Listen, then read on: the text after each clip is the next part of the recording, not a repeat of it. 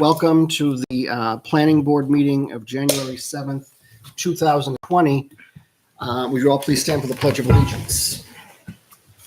I pledge allegiance to the flag of the United States of America and to the republic for which it stands, one nation, under God, indivisible, with liberty and justice for all. Thank you.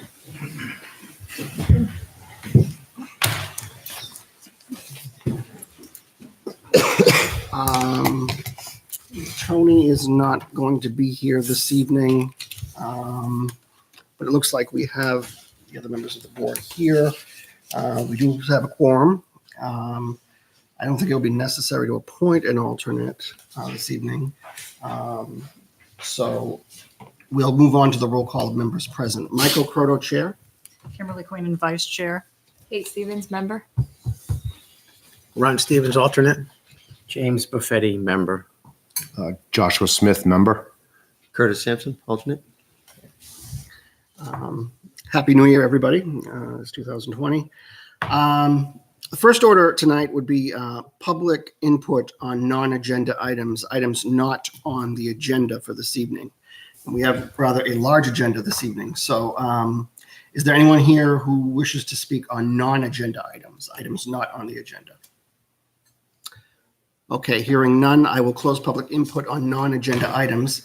And I think tonight, to kind of go with the flow, I think we're going to kind of go in order as the agenda is posted. So I'm going to start tonight with number one on the agenda, which is the home occupation application. Bryant and Catherine Morris, 23 Moose Hollow Road, tax map 14, lot 183, photography studio. Is the applicant present this evening? Would you mind coming to the table and introducing yourselves to the board?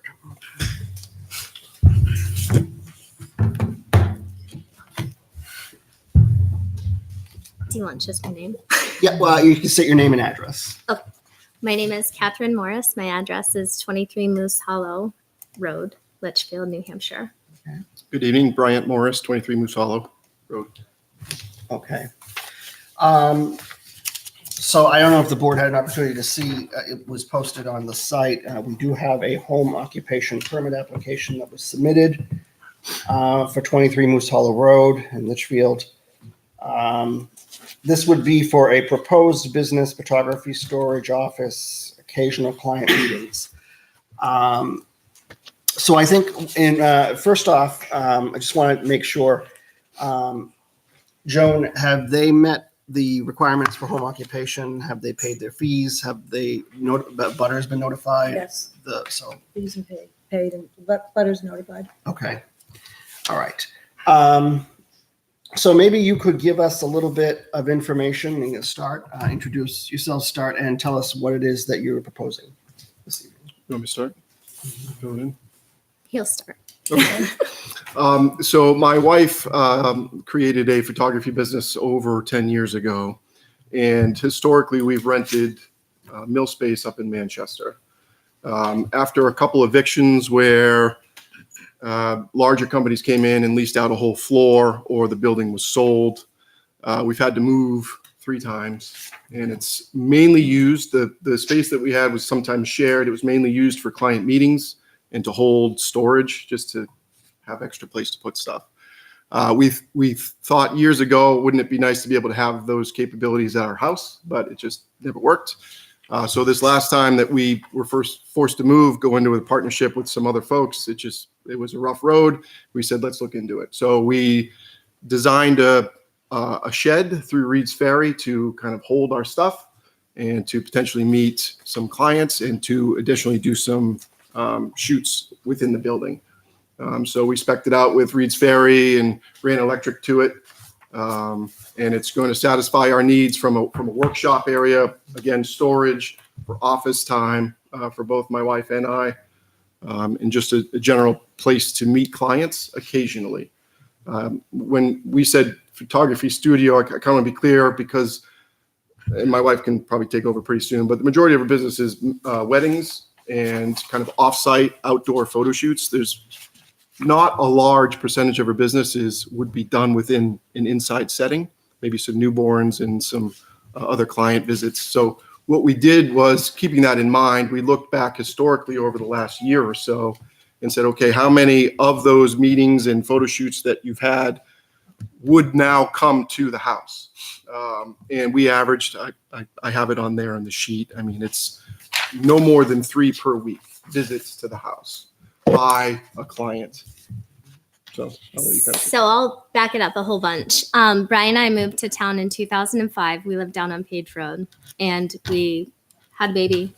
Couldn't have babies, so we adopted a baby, and then all of a sudden got pregnant with another baby. So now we have 3 kids, and we needed to move. So we moved on to Moose Hollow. My mother had moved on to Bear Run a couple years prior to that, so we were closer to her. My dad's a disabled veteran.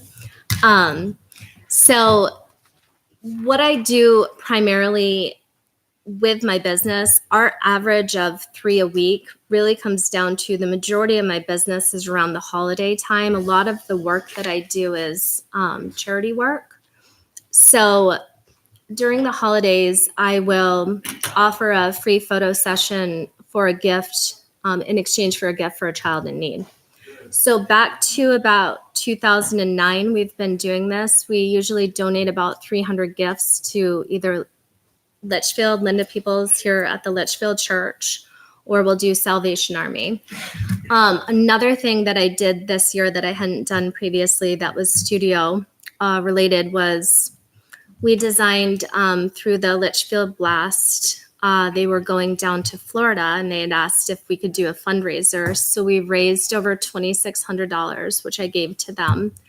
In exchange, so it was $50, went directly to the team. They got to do a girls empowerment photo shoot in exchange, for that. And then, get pictures if they wanted to after. So the nature of my work and one of the reasons why we moved everything back home is because a lot of it is charity stuff. I also work through the hospital and photograph children with life-threatening illnesses, which I've been doing since 2011. Renting out space and finding something affordable was totally just not doable. I mean, I could have gotten a space, but it wouldn't have been okay. I also would be really far from my children and my parents. And now his parents just moved on to Canberra, which is the neighborhood right behind us. So we have all of our parents right next to us in town now. So that's part of what I do. Then I also do, photograph families and babies and stuff like that.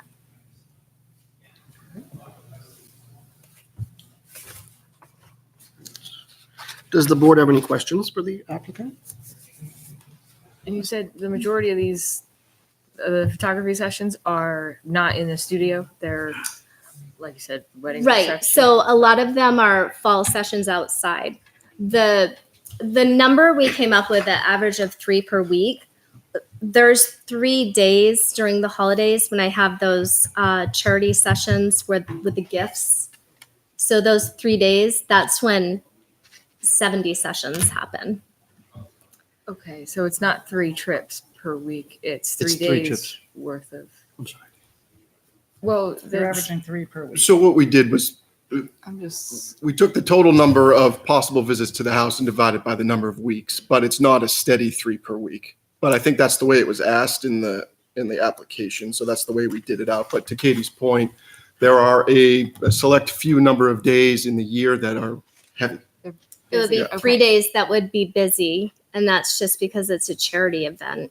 When you say 3 days busy, are you talking from November through January? You have 3 days a week that are busy, or are you? Oh no, 3 days Total. total for the whole year. It's a Saturday, a Sunday, and a Saturday. Okay, so Usually you've got 1 week where you've got 3 really busy days for Pretty what type much. of event? Yeah. For a charity event, it's where we collect all the kids' gifts. So What would you say would your average be the rest of the year during the week? Taking those out, honestly, it's probably 3 a month, maybe, yeah, I'd say one a if week. that. 1 week, it would be very. We could say 1 a week. Because that's definitely a different view than 3 Yeah. a week every week. So that's what I'm just asking. I mean, 1 would even be pushing it. It's not. I don't have a session every week. That would be in studio. But then clients are coming how often to like go over photos? Like if you do a wedding package, do the clients then come to your house? So if a client is interested in booking a wedding, they might come and meet me. And that would be the only meeting I would have there. So that would last about an hour. And we included those in the calculations. So Yeah. both photo shoots as well as meetings. Okay. And then everything else happens, offsite. So we're aware of a complaint or multiple complaints about one of these days, or maybe a couple of these days that happened where the traffic, there were snowbanks. We didn't do a good job. It's the first time we've had it at the house, obviously, and we didn't do a good job managing that.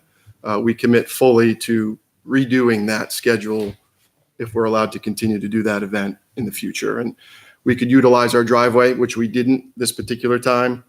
We can utilize our neighbors who are willing to help, and we can also just kind of spread out the number of visits that we get within a period of time. What are the, I mean, I'm assuming the charity organization, you're not having people come at 9 o'clock at night or No, No. 6 a.m. it So was like what are the eight. average hours? it they're was allowed to- 8 to 5 o'clock. Okay. And Santa was there. So it wasn't, the busy days are no different than somebody having a party on our street. It's 1 or 2 cars in the street, which happens. I mean, if you drive down Moose Hollow any day of the week, you'll see cars in the street. So And I'm sorry if I'm asking my question, but is this weekend time? Is it weekday? this is weekend. It's usually Saturday and Sunday. 2 weekends before Thanksgiving is when Santa will come, and that's from 9 to 5 to 8 to 5. And then usually the following weekend or right after Thanksgiving, we'll do a Saturday of just 1 full day or 2 mornings of sessions. And that's mostly just to get the gifts filled. That we adopt about 30 kids. So trying to get all the gifts for them and their families. So it's a combined business, it's photography and charity. I mean, Charities. that's business. what I agree. I've always wanted to find a way to give back, in any way that I can. So this is how I've tried to do it. So you use your business to do basically to run the charity. You're running it through your business to help out these people. Is what you're saying. Correct. Right. Yep. A lot of it is, so that is, the session is free. They can purchase photos after if they want to. That's entirely up to the client. When I go into hospitals and do work there, I mean, again, that's out of, every now and then though, I do have somebody come to me who's sick, but that is completely free, that kind of work. So work for the sick children, it's called Flashes of Hope is what we do. So. Is the photography mostly digital or do you have to store, like in the olden days, film? I'm just It's all worried about digital. fire hazard of something in that, Just hard drives now. all right. Just Yeah, making sure. Just Yeah. computers, hard drives, lots of cameras. I just want to make sure nothing was flammable, Right. Oh yeah, no.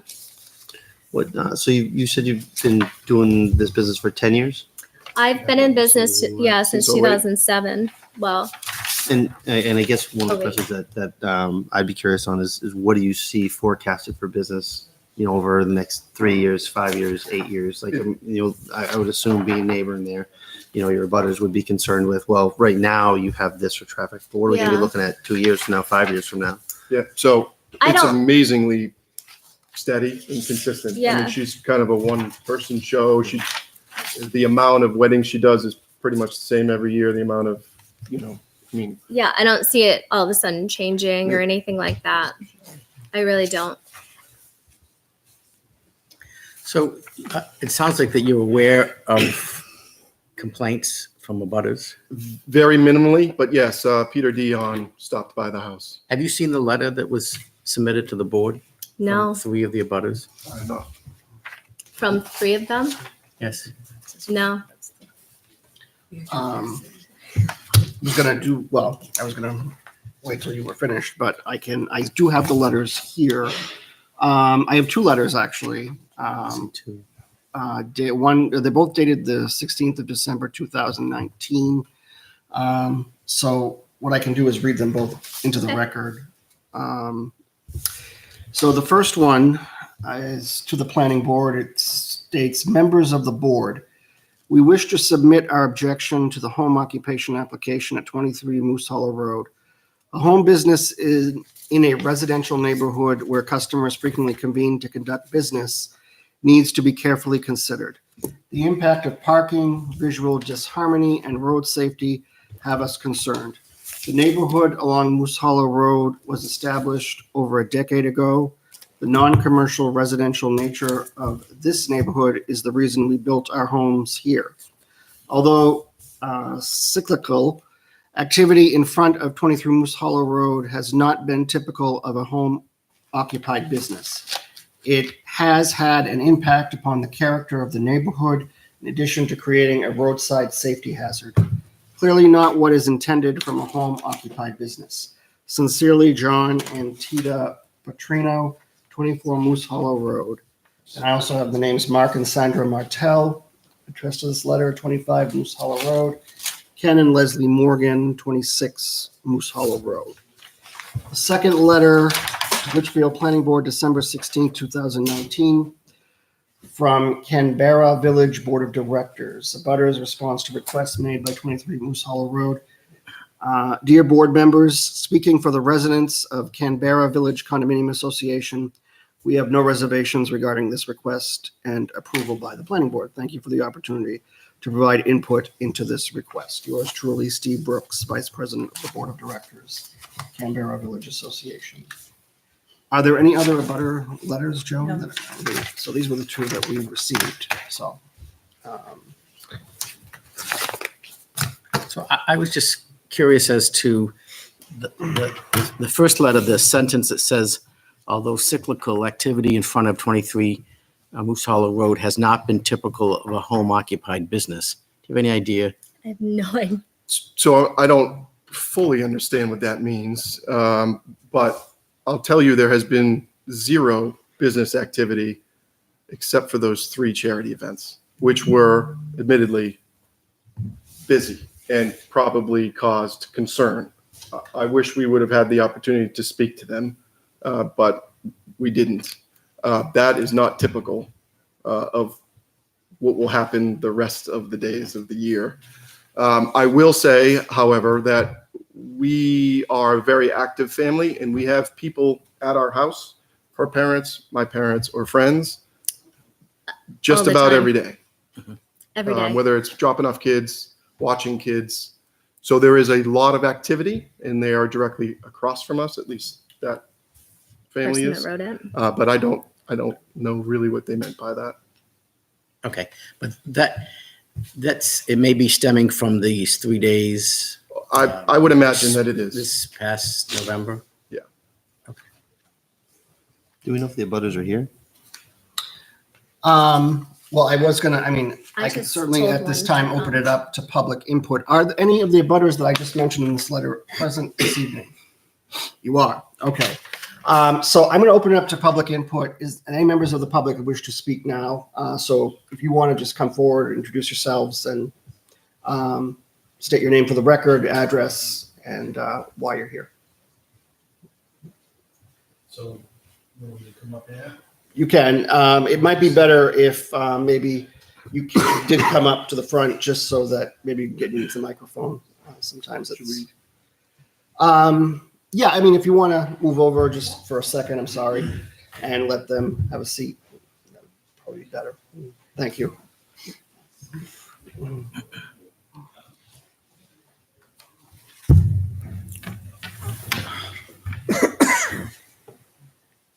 You want to go on? Right here. So I guess, So your name and address? yeah, my name is Ken Morgan. I live at 26 Moose Hollow Road. So I guess the concern is when this so-called business was put in, this was a unit, pretty good sized unit that was dropped off. I guess the application was for a shed, which turned into so-called photography studio. And upon that, There's a picture on of the it. street. I wanna see. That's a picture of what you're talking about, the shed. Parking cars on the street, parking cars on the lawn.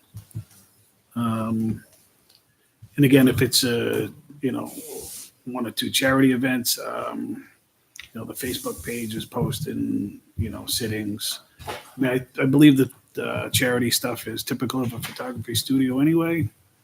But it is a business. It's a residential business. It's a business that was built and put in site, not in the home. Doesn't look bad. They did a good job on building it. But it is pretty large, sitting at the end of the driveway.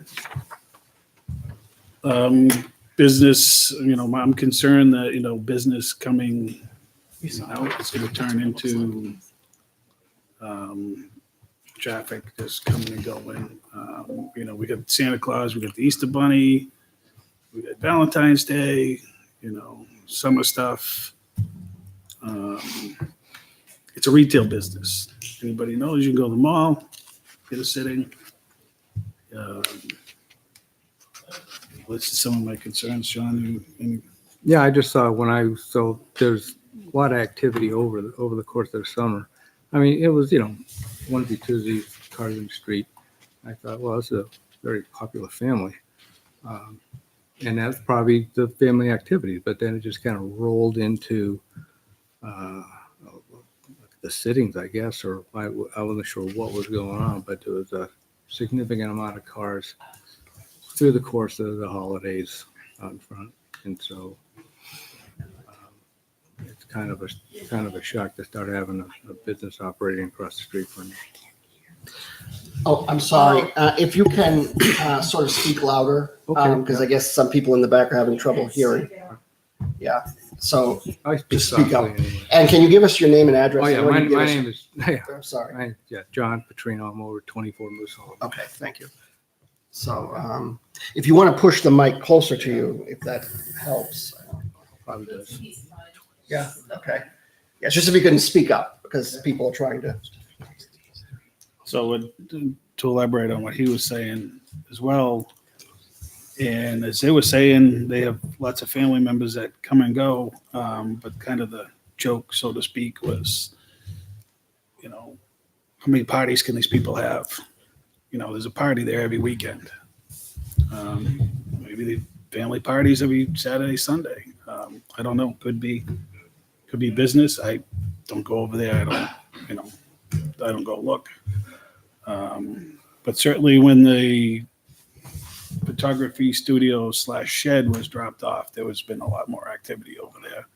Even so, I mean, like I said, cars on the lawn, cars on the street. It was typical of the 2 days, the 2 weekends, which were the 4 days. On the Facebook page, it said sessions were closed for Saturday and Sunday, but due to overwhelming demand, we opened up 2 more days. So they opened up 2 more days. The week before Christmas, could be, again, family party, but there were 2 days, full days where the cars lined on the street.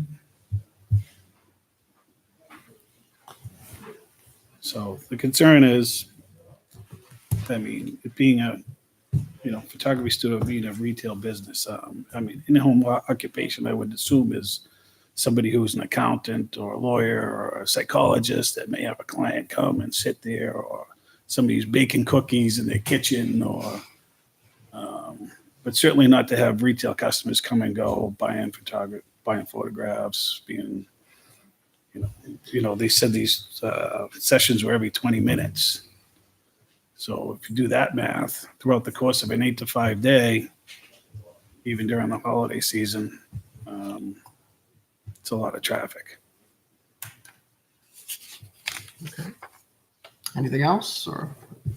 Okay, well, thank you very much for. I don't know if did you have pictures? I got pictures of the traffic and all. I don't know if you want those, but pictures of cars and Sure, you can send it. page and stuff like that. So Is there anybody else, members of the public, who would like to speak on the application?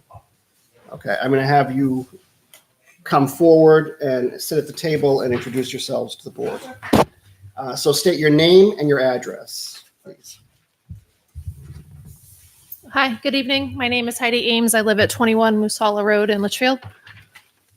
And I live next door to where there is a request for there to be some sort of approval of some kind to be able to operate a photography studio. I would like to put on the record that I have absolutely no objection to that. It is very rare that there is any type of traffic from this. Again, we live next door. It's not something that has caused a problem for the neighborhood. It's not something that has caused a problem for my family. I have 3 young kids that I drive here, there, and everywhere all the time. And so I haven't had any issue. There was, I believe, one weekend during the year where there is people coming and going more frequently than any other time period. Certainly, I think with adequate notice and maybe a better parking arrangement, everybody can be accommodated to allow this to happen. I certainly don't see there to be any reason why this could not be operated out of the home. Doesn't seem to be causing a problem. It has not raised any noise concerns. It has not raised, like I said, I have not seen any traffic concerns. Happy to answer any questions if you would like, but I certainly think this should be permitted to continue to operate without issue. So can I ask, Yeah, sure. other than those, was it 4 days? 3 days. Have you noticed any increase in traffic other than those 3 days? No, not at all. There are occasional neighborhood parties Right. that happen where people will park on the street. So there's, I've been to an October party, and there's often cars parked even in front of my house down to 21. And again, that's a party, has absolutely nothing to do with the business. So since that has been built, I have not noticed any increase in traffic. They have a pretty long driveway. There's a lot of room there for cars to park. So I haven't noticed any particular issue.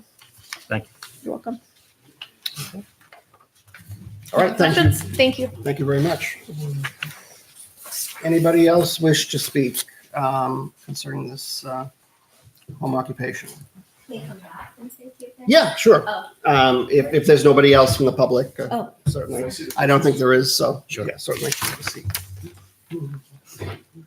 So I just want to comment on a few things that were said. Summertime, there was no shed, so I don't know what he was referring to, saying there was a lot of traffic over the summer. We do have parties, we do have friends, we do own 4 vehicles. In the summer, we go away every weekend camping. That was one thing. Another thing is Easter Bunny, Valentine's Day. That's not anything that I do. I'm not a retail store. You can't just walk in and say, hey, I want my photos taken. Only thing I do that's volume is the sessions for charity that are in November. They were not a week before Christmas. There has not been an increase, in people coming over at all other than those days. I have had my brother come up, to stay for a weekend. But again, if you look across the street, there was 5 cars there yesterday. Who's counting? Who cares? Nobody cares. You know what I mean? So I don't, it's no different than anybody else. What did you want to say? I think it's unfortunate that those 3 days occurred at the timing that they did, and there was no communication either by us or, in front of you folks earlier. We didn't know we were going to do that at that time, but the shed got done, so we did it. And I understand that there's significant concern about that's the way it would be all year long. And I can't stress enough that is not true. That's just not true. So, And if it's something that I would have to stop doing, then I'll stop doing it. But I can tell you that Salvation Army and Linda down at the church reach out to me as early as they can with kids in need. Ms. Morris, what is the majority of your work? It's weddings and stuff. So most of your work is not on site. It's weddings and then outdoor like fall shoots and that kind of stuff. Okay. Yep. So Your biggest event that is going to be on property would be for this charity event during that time of year. And the only that's event, what you've yeah. seen steady when you had the businesses off-site. The same thing was happening. Your business wasn't at those properties. You just needed a place to have an office. Mhm. So essentially, this is going to be your home office. And for this charity event during that time of year, you're saying that you'll have moderate traffic, but it's for a select period of time during the year. Right. And I'm also saying that we didn't even tell folks that they shouldn't park on both sides of the road. Like, we didn't even think ahead like that. So even when I went out once, I saw that there was a car, like, so that there's a car parked on either side of the road and there's snowbanks. Like, yeah, that's not good. We can't have that next year, and we won't. We'll figure it out. We'll do it differently. In regards to the question with the vehicle traffic and what the gentlemen were saying, say on Saturday when you're going to do one of these 3 days, how many vehicles do you expect to be there? How many families do you have? I mean, So sessions are every 20 minutes. We have a break in the morning, an hour break in the middle of the day, and a 20-minute break in the afternoon. So we tell clients to come 10 minutes before their session, and then they stay a little bit after so they can go through their photos. So on average, it would be no more than 3 or 4 clients at one time. So I did have one high school girl drove over and she parked her car in the yard, and there was like, my friend helped me out. My friend Meg helped me. So her car was parked there. Her car is always parked there because she comes over like every night. So that was it. can I ask a question to Mr. Morgan? So your biggest concern you were saying was, vehicles parking, but you had alluded to the fact that the vehicles parked on their yard were concerned. Are you more concerned with just the vehicle traffic? Are you more concerned with the vehicles parked and blocking access for traffic? Because you had talked about if it was a different business, it wouldn't be such an issue. You know, if it was an accountant or if it was a bakery or somebody who's baking out their own home, wouldn't be as much of an issue. What is your biggest concern? Is it more the cars on the road that block access? The cars on the road, the traffic, the people coming and going. So if they can come up with a plan that's going to keep the cars from minimally parking on the road, whether they reorganize how they park vehicles during that time of year, is that going to help calm some of your concerns with the road? Probably not. My main concern is this was all done. I think that the studio was dropped as a shed, so it wasn't forthcoming in the first place. So I'm not sure how this is going to cycle if it's approved. Parking, part of home occupation requirements is that there's no on-street parking whatsoever. And having on-street parking with home occupation is kind of against the rules, so to speak. So does that also mean then that we can't have parties at our house? You know, like how do you know if I'm having a session at my house and have 3 cars, in the driveway, or if we're having a party? Because we frequently have parties. If that request is, I mean, I had a cookie party a couple weeks ago, if that request is required, it'll be done. There will be no client parking on the side of the road. I wanted to read H and J of our home occupancy. Yep. I don't know if you've read home occupancy rules. I have to. Just for everybody. H, just make sure you're complying. It sounds like we have 362 days, maybe in 3 days, maybe a schedule can come up, or police or whatever has to happen. Sufficient off-street parking shall be provided for any non-resident employees, customers, suppliers who may normally be expected to need parking at one time. Driveways can be used for your client parking. Where additional parking is desired, a maximum of 2 parking spaces is permitted.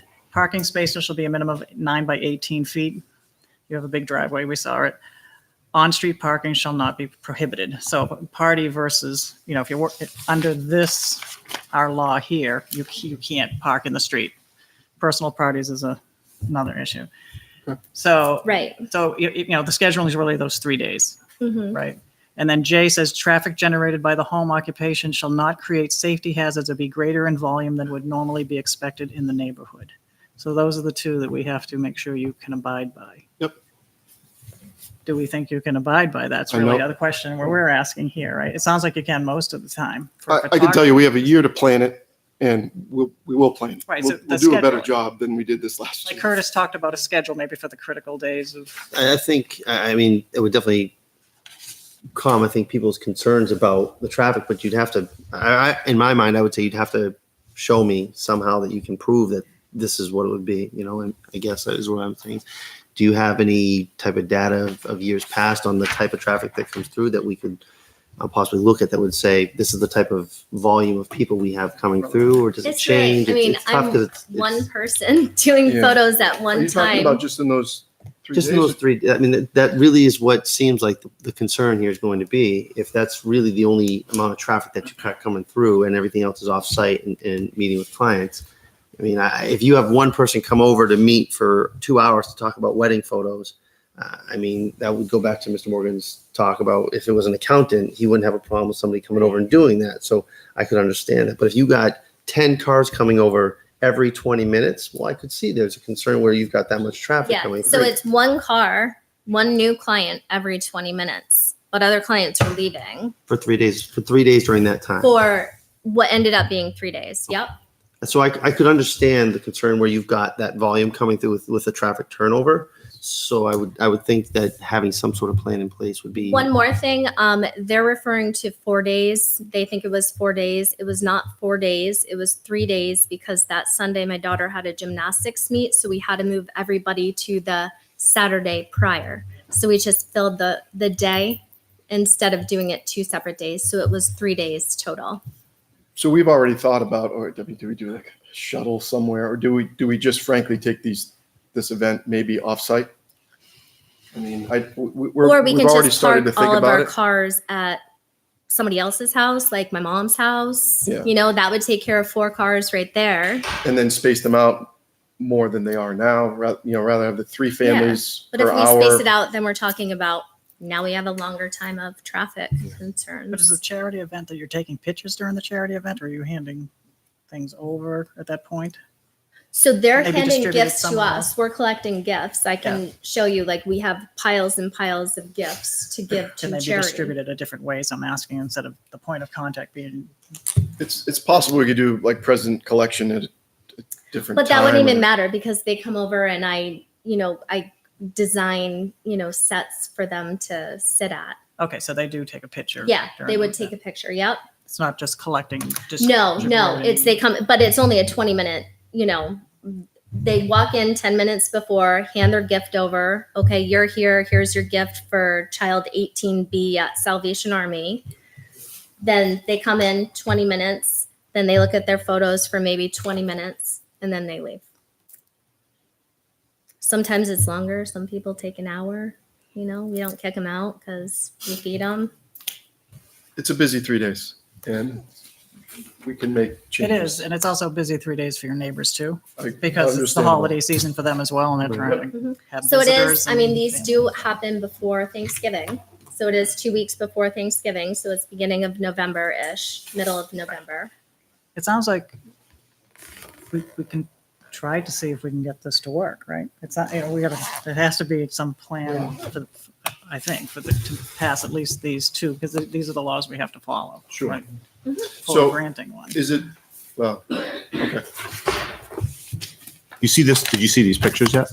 I saw those pictures, yeah. Is this from the event? Let me see. Have to ask. It's, I'm I not mean, it's sure. tough because, Mr. Morgan, you took pictures, right? I thought there were snowbanks there, but maybe not. Do you know the date of the event? snowbanks.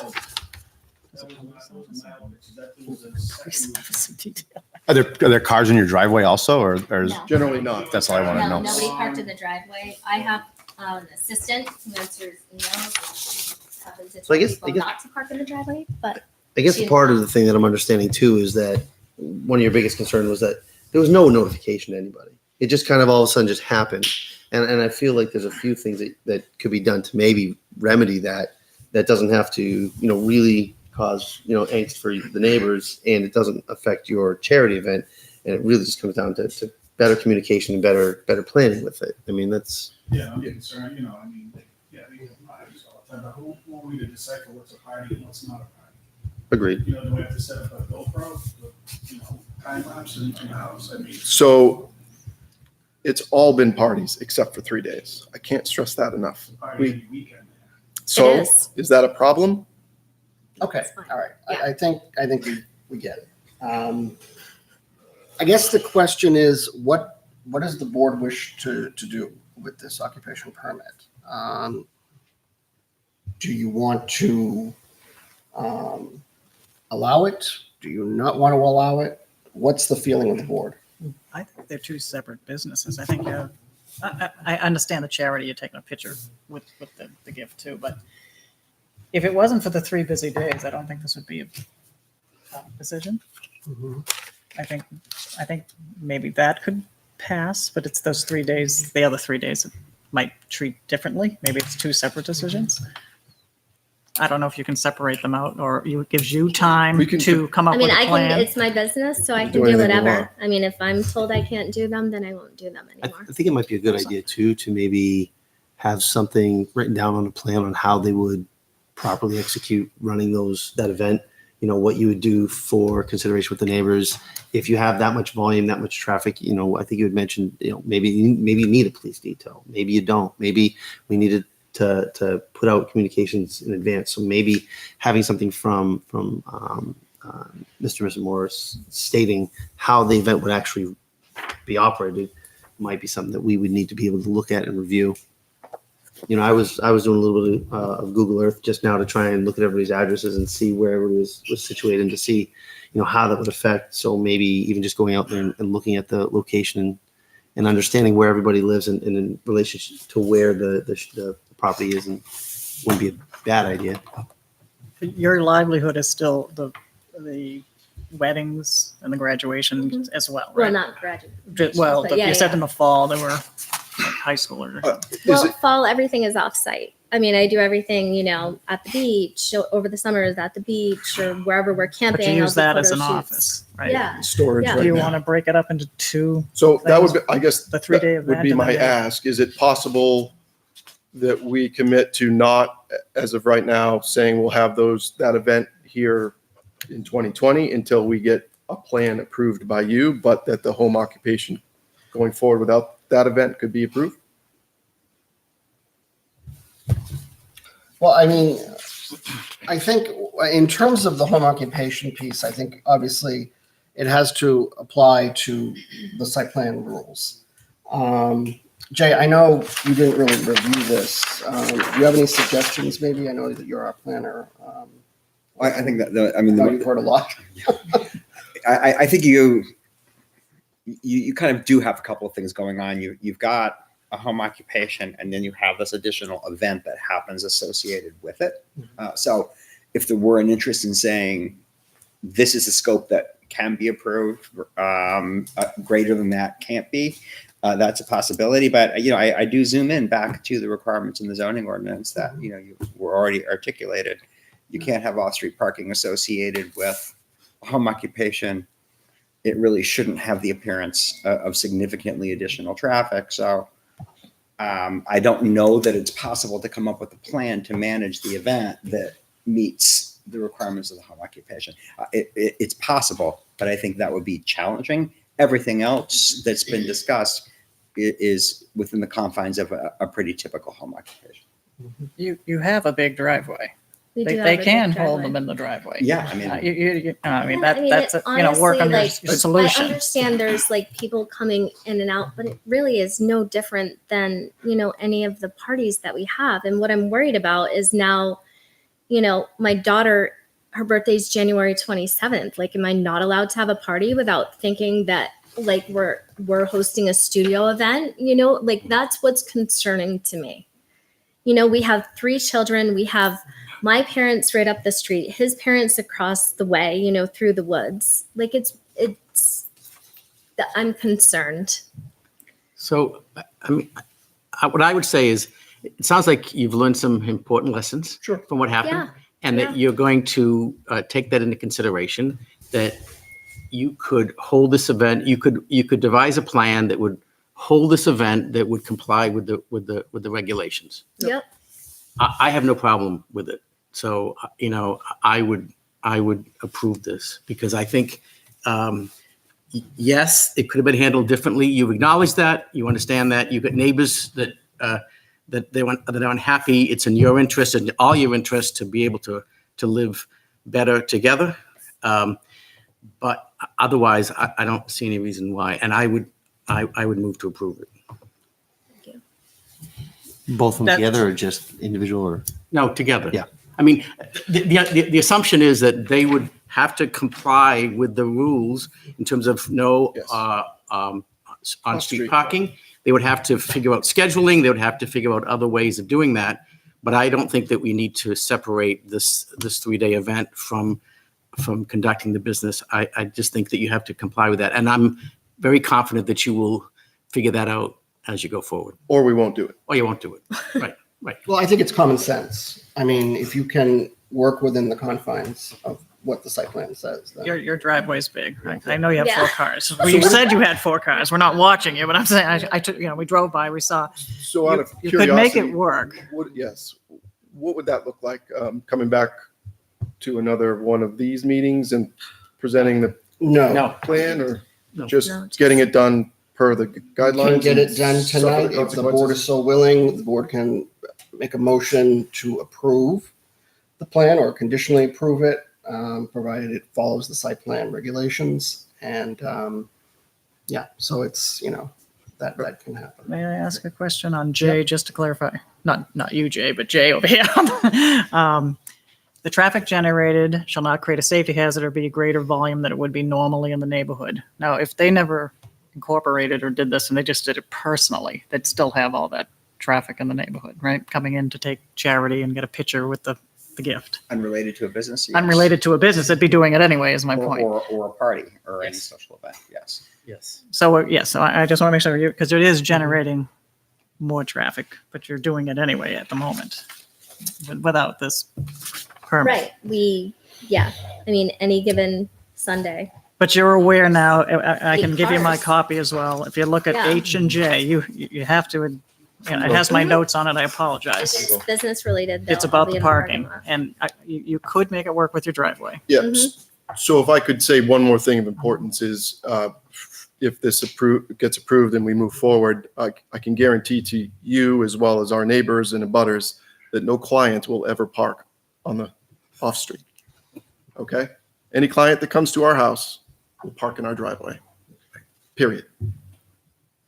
Do you want to? Okay. The abutter? I made the motion. You second it. actually made the motion to approve it. Second. I second that motion. Include the lawn as well? I'm sorry? Is that to include not the lawn as well, parking on the lawn as well? We've never had a client Well, park on our lawn.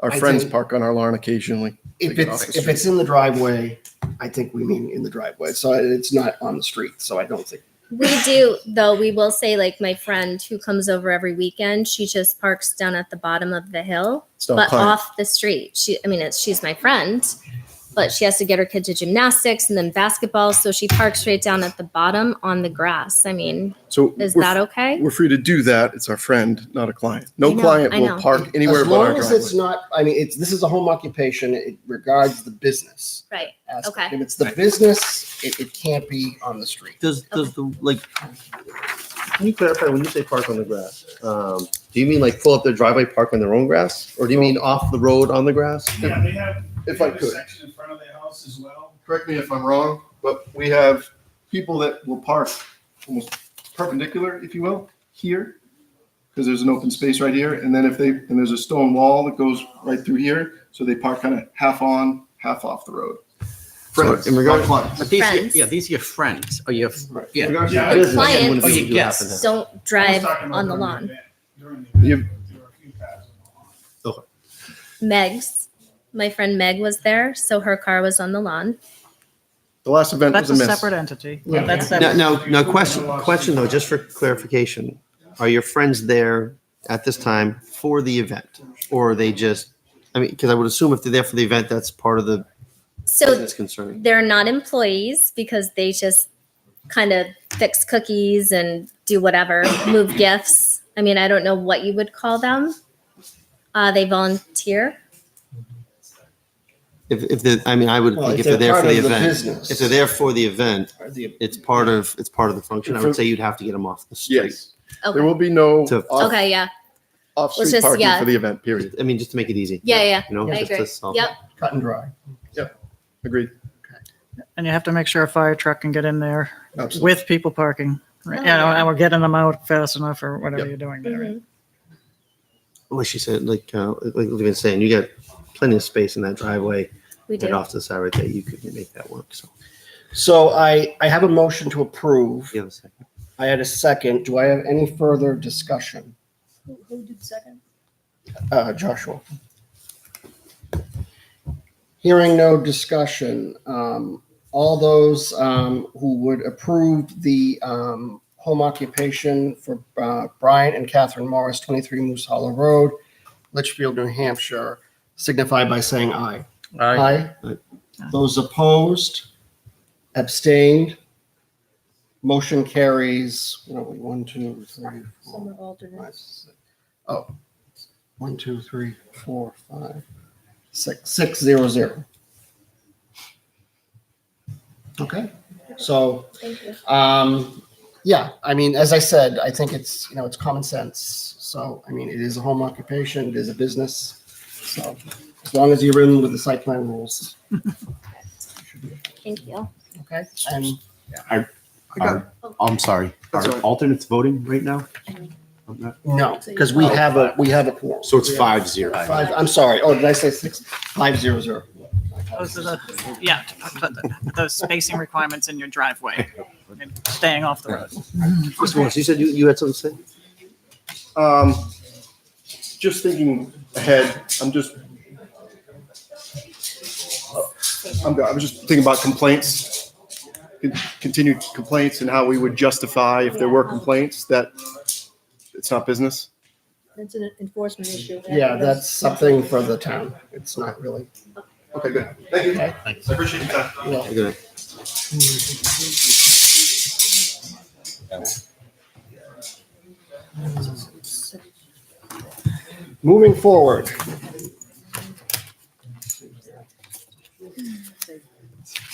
Next item, number 2, is an amended site plan application by Thorough Properties, 12 Colby Road, tax map 20, lot 29. Amend a previously approved 2017 site plan at 16 Colby Road to amend the approved 80-foot by 100-foot warehouse to instead construct an 80-foot by 112-foot warehouse and add a two-hour fire-rated wall between buildings. Is the applicant present? Yes. Okay. See, you're setting up your easel, so I'll give you a second to do that. Thank you. Appreciate that. Probably nobody can see it. I don't know where to set up. Well, if you just angle it a little bit. Yeah, just a little bit, yeah. That works. So I had to bring both plans since the old plan didn't show the difference. So if the applicant will come forward, introduce themselves, state their name, I guess, for the record. Sure. For the record, my name is Tobin Farwell Engineering Services. This is Sylvain Thoreau, one of the owners of the property. Yes. So back in 2017, so this is the existing warehouse now. In 2017, we got approved for an 8,000 square foot new warehouse with a separation of 12 feet. The stippled area represents compacted gravel for emergency vehicle access. This line represents pavement. It's all being paved in front of the buildings. So what we're proposing is to extend this by 12 feet, close the gap. So it's going from 8,000 to 8960 square feet. And as part of this, we got quite a bit of variances and a conditional use permit for the increase in impervious area. This location is not changing. So this was the approved plan. And so what we're proposing is to close that gap, right? So this is what we're proposing. Again, these locations are the same. It's the same amount of pavement. We're just we're switching gravel to a roof. So it's a slightly bigger building. We are remaining at the 55.5%, which was part of the 2017 approval for the conditional use permit, and we're going to remain for that. The changes probably will be for the impact fees are obviously going to change a little bit. Probably should update. I'm not sure if the 106 is still the same number as it used to be. Of course not. The 106 is. 106 is. Yeah, the total calculations obviously change. All right. But obviously, we'll update the fees on that. It still will not be, because we are proposing a 2-hour fire break. We will not be sprinkled, but that's part of the life safety and us obtaining our building permit.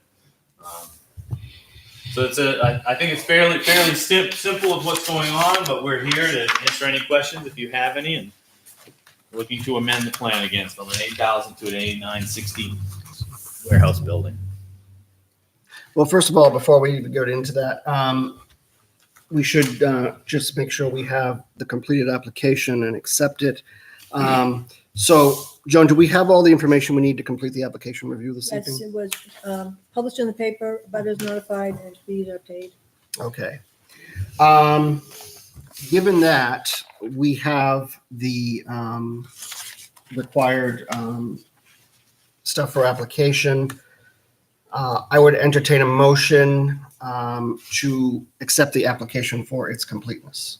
I'll make a motion to accept the application for completeness. I have a motion. Do I have a second? Second. Do I have discussion? All those signify by saying aye. Aye. Those opposed, abstained, motion passes 5-0-0. Okay, Yeah. so now we will go into, obviously, you gave us your presentation. My understanding from this project that you had gone to the zoning board. Did you go to the zoning board? Yes. And they had allowed the variance, and was it special exception? Yeah, we got a variance, or what was it? Because the use was not even allowed. Was it a special exception for the use? Variance Variance. It was a variance for the I'm use? sorry. Yep, and 2 setbacks. setback. Yeah, all right. So this was too close to the road, to the frontage, to the front setback. And this is a bigger building, right? Is this going to Yes. be expanded By 12 feet. by 12 feet? So it's 80 by 12 is the expansion. So Mhm. the new, it's 80 by 112 is the overall footprint. Okay. As compared to 80 by 100. This is the 80 by 112. It was approved for the 80 by 100. Okay. So this is where we're expanding it. Getting rid of the gravel in between. It's now going to be roof. And in order to comply with life safety, putting the 2-hour fire rated wall. Okay. And Jay, I know you had mentioned that they would have to get another variance to comply with the zoning for this extension or this the enlargement of the building. Yeah, I mean, unfortunately, although it's not significant, if you zoom in on note 15 on the plan, it notes that the variance was to allow storage building of not greater than 8,000 square feet. And although not a huge difference, it is 8,960 square feet with the additional 12. The zoning board also stipulated that the variance was for the plan presented to them. So unfortunately, it would require a trip back. Okay. All right. I just wanted to make sure. Okay.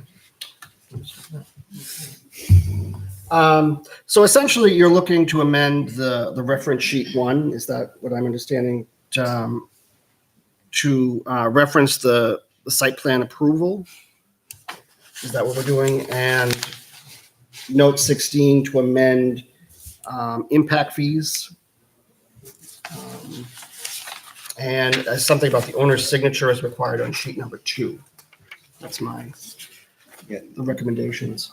Yes. So, does the board have any questions? I don't mean to rush along, but I'm just curious. Go ahead. You're demolishing a building, right? Yeah. Home. Okay, thank you. That was confusing. It was a demolition, but I saw a note about getting rid of the septic tank with the septic with that. Is that the same That's the thing? That was septic. the same building. Yep. Is that going to happen? Yep, so that's Okay, going to happen regardless. All right. Is that on the plan? Did I see that? A date or something? Yeah, that was also in the I saw it somewhere. previous plan. It was taking down the building, which is a Right. residence, Yeah. a residential building, and the associated septic system. Okay, I just want to make sure that that septic system's removed because it said it was going to be removed, right? Yes, because it would be right underneath the foundation, so we have to remove it. So I think I figured out later that the drawing C1 was the old one and the O was the new one. Because I'm like, why does one have the firewall and one does not have the firewall? So now you've clarified that. So I'm like, oh, do we have a typo in the notes somewhere? All right. Well, so the original plan sheet didn't have O1, C1. It was 4 plan sheets, 4 sheets to it, and so I kept the same nomenclature. O1 is the overall, and this is the new C1.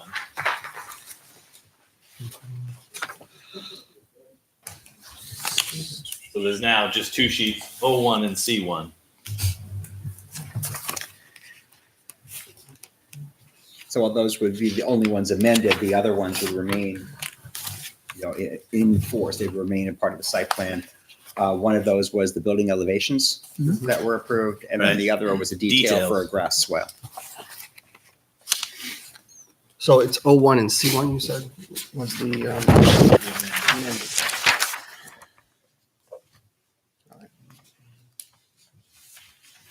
I thought I had a question on the waivers I had before on this sheet that you prepared. The last one, maybe. I don't know if there was a typo there. Should it be 155.9 on sheet 01? If you look at sheet 01 note. I thought, let me just get it. Hold on, 01. Yeah, see how on 01 it's under Carwell Engineering. I just want to make sure if we're saying any of this, as acceptance, that we have the right rule down. See here? I think it's this one's the typo. okay. So these are what was read. I think that's missing. I think in the, one of them, something's missing either here or there. Traffic impact study. Look at the exact numbers. I circled them, like a 0.1 or 0.8. Didn't bring my glasses today, folks. So, Oh, so 120.1.1B. yeah, is that one okay? I thought it was that one. There's something missing. The B is missing, right? Yeah, well, on that it is. Right. So the notes are wrong on 01. Okay. On your 01 drawing, under where you have your Carwell notes. The Carwell? Yeah, I'll show you their notes. I'm sorry. Note 12? Yes. Note 12, the following This is waivers note have been 12. approved. Yeah, I think it should be in your notes. There's the B missing under, can you do this? I didn't have my I'm glasses. sorry. My notes on the plan or my notes on the application? This I got from the plan when I opened it with Google. Internal circulation plan? What's that plan say? Specific soil mapping Yeah. What's, is 155.4.1 on the plan. yeah, and what's it here? Same. Not sure why there's a B. Here? I just want to make sure it was okay here. 1.55. I don't know if we made the typo or they made the typo. I just saw they were out of sync. Specific soil map for site is 155.4.1. So somebody's missing a B, right? Who's missing the B? Well, the one above it is 120.1.1B, Right, internal circulation. right. And do we have that here too? Yep. Yes. Yes. Okay, I don't know why I Yeah, said they were out of, is something out of sync here? Or so I don't know why I'm saying something's missing. Okay, maybe it was the old one. Okay. All right, I'm just checking for a typo on the notes because that's your contract, right? I just want to make sure we get the right law here. Want to be right. Okay.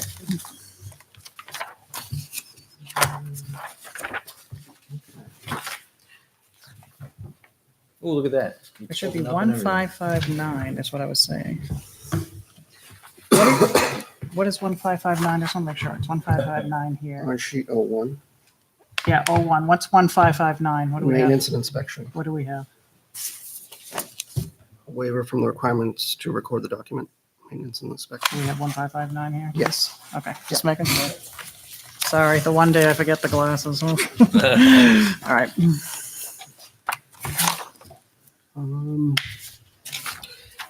Does anybody else have anything you want to add?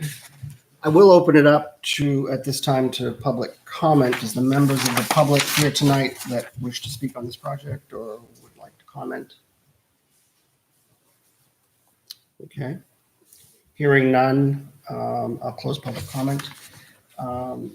So this is basically an amendment. I think it's pretty straightforward as to these reference sheets and to the impact fees. So what is the will of the board? Do you want to approve the amended plan with those conditions? I'll make a motion to approve Make a motion to approve Uh, conditionally. conditionally with the zoning board approval of the waivers that would be needed. And then the updates to the plan that Jay pointed out. Second. I have a second. Do I have discussion? All those signify by saying aye. Those opposed, abstained, motion carries 500. Okay. All right. Thank you, gentlemen. Ladies. Thank you. We gotta go to the zoning board.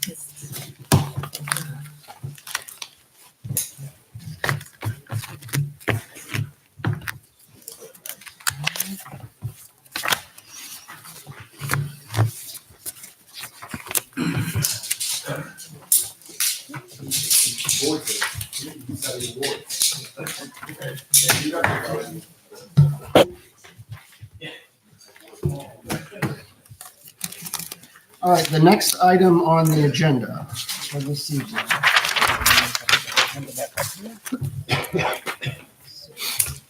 is number 3, Mel's Funway Park compliance hearing on plan approved 1/15/19, Hillsborough County Registry Deeds Plan number 40070. Is the applicant present this evening? We are, Mr. Chairman. Okay. The applicant introduce himself to the board. Sure, Mr. Chairman, members of the board, good evening. My name is Andy Perlman. I'm an attorney with Frunier and Perlman in Nashua. And with me tonight are Michael Accomando and Wayne Caulfield, you've seen before. Most of you have seen before, some new members of the board. Michael and Wayne, you'll hear me refer to them as Michael and Wayne because we've been working together forever. Michael and Wayne own Mel's Funway Park Limited Liability Company and the respective trusts that own the real estate that make up all things Mel's. Also with us tonight is Tucker McCarthy from the Keach Nordstrom Engineering Office. And we are prepared to speak to both the compliance issues and the amended site plan, which you have next on your agenda. Okay. I think what we're going to do this evening, we're going to kind of go in order. So I think we're going to address the compliance piece first. Then we will go through the process and then we will proceed with whatever amendment has been presented this evening. So let's see here. You want my readers? You want my readers? No. I'm making sure my son's still back there. So this obviously there was a very lengthy review process for this site plan application. It was received its approval January 15, 2019. And it looks as though this plan, according to the information that provided to the board, the approvals for the plan were spelled out in the decision, which I can find it. That's not it. That's not it. Here we are. So I'm going to read this into the record. This is a compliance hearing, so we will review what the decision was by the board on January 15, 2019, and I'll run through some of the conditional approvals, and then we'll have an opportunity to have the applicant respond to what approvals have been completed and what has not. So the pursuant to New Hampshire RSA 673(3) issuance of decision, the board on January 15, 2019 conditionally approved the site plan for Mel's Funway 2018 expansion. that included one, to adjust the lot lines between map 20, lot 7, and map 20, lot 17, then consolidate lot 17 with lots 15, 19, and 21-1.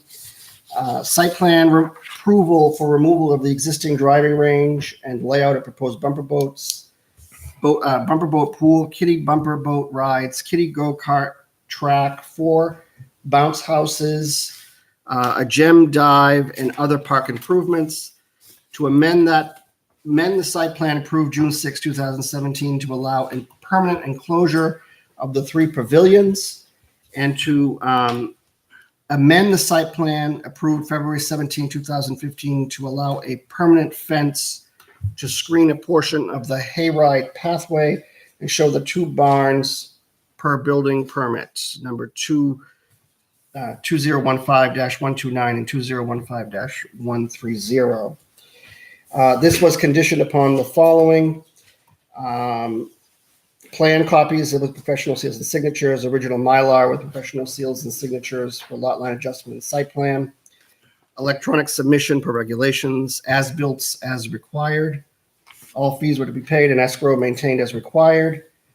The Carnage Haunt will be fully screened and not noticeable from Charles Bancroft Highway. LC Engineering notes of 11019 amended on the plan. The showing of easements for well radius. Fire chief recommendations for adequate fire apparatus access to the rear property, and consideration should be given to providing on-site fire protection hydrant if additional structures are being considered. Work with the police department and board of selectmen to address no parking on Colby Road. Stacked tires to be removed on hayride site. Conditions subsequent before certificate of occupancy on bumper boat attractions. Number 1, a 4-foot wide asphalt sidewalk on east side of CBH map 20 lots 18 and 22 shown on plan.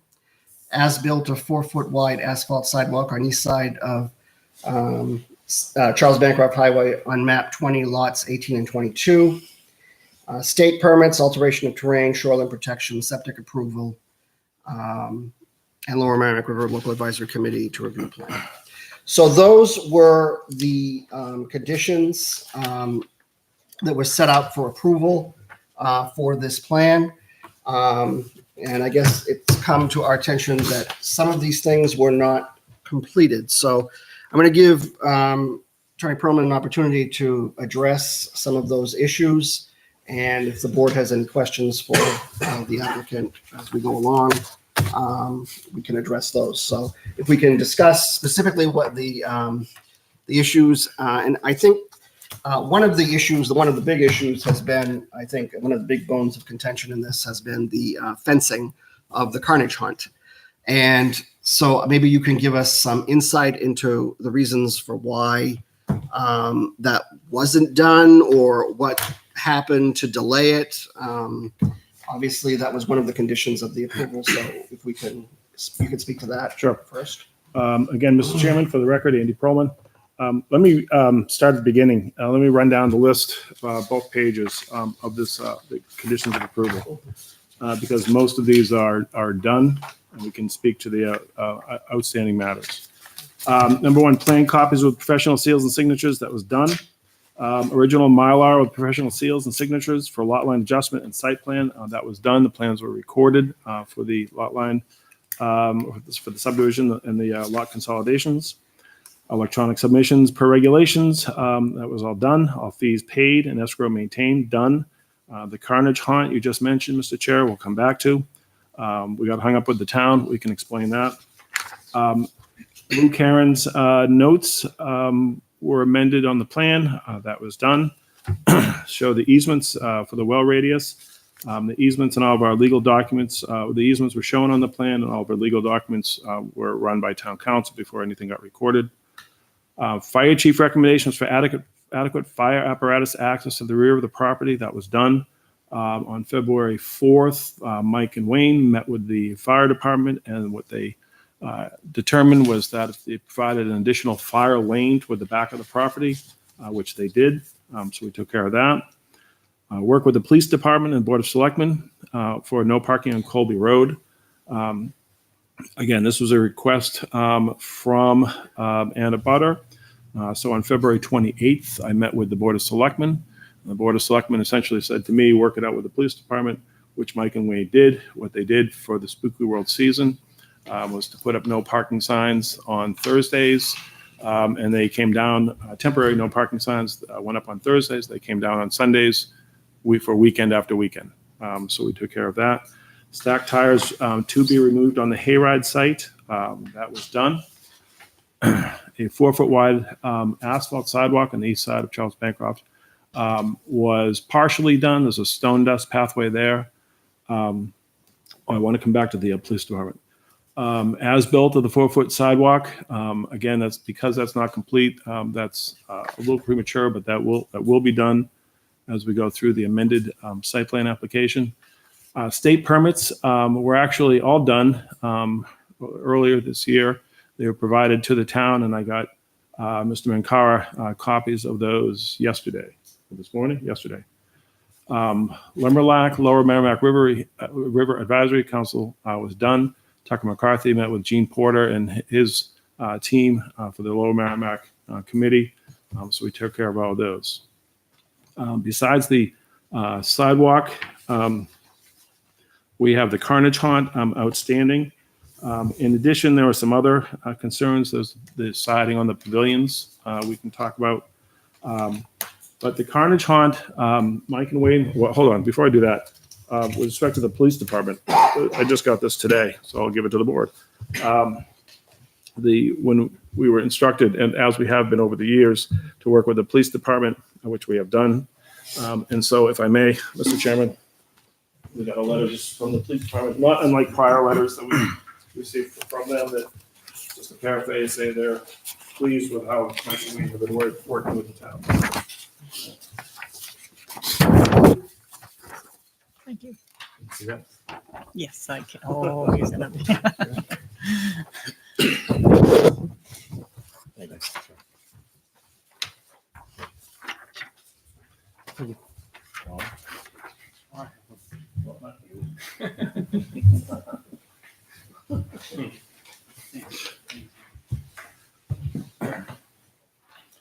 As for the record, we don't necessarily, if you can read that into the record if you'd like, Mr. Chairman, but again,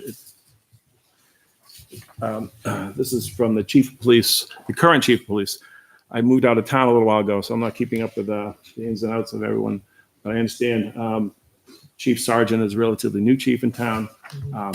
So the board is aware Chief Sergeant wasn't always chief, but he has been working with Mike and Wayne for many, many years. And so he's satisfied with how they handle the traffic and the parking and whatnot. Now, Carnage. It's important for the board to understand that when Mike and Wayne bought Mel's in 2006, and they brought in Nightmare New England in 2008, 2006 until, I want to say maybe February 2019, they dealt with 2 building inspectors. They dealt with Roland Bergeron and Kevin Lynch. Beginning in February or March 2019, they have dealt with 4 or 5 or 6 different building inspectors, depending on how you count. And when, I don't know if any of you folks have had to pull a permit, but when you have to deal with a succession of building inspectors, it becomes very difficult because everyone has the different standards and different requirements and different schedules.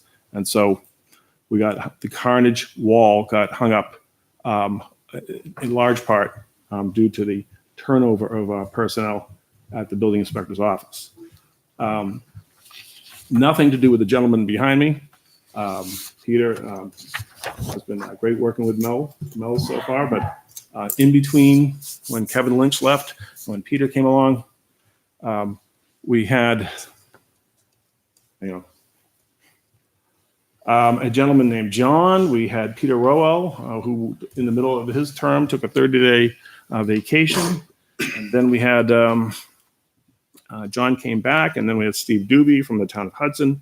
And so through all of that, as Mike and Wayne were trying to get the building permit for the wall approved, at every turn, they got delayed and delayed and delayed. And so finally, when I actually went to a meeting on July 16th, and it is unusual for me to go to building permit meetings with Peter Rowell, the then building inspector. He said, "Here's what I want, and get me a structural engineer to sign off on this wall. And by the way, my last day is tomorrow."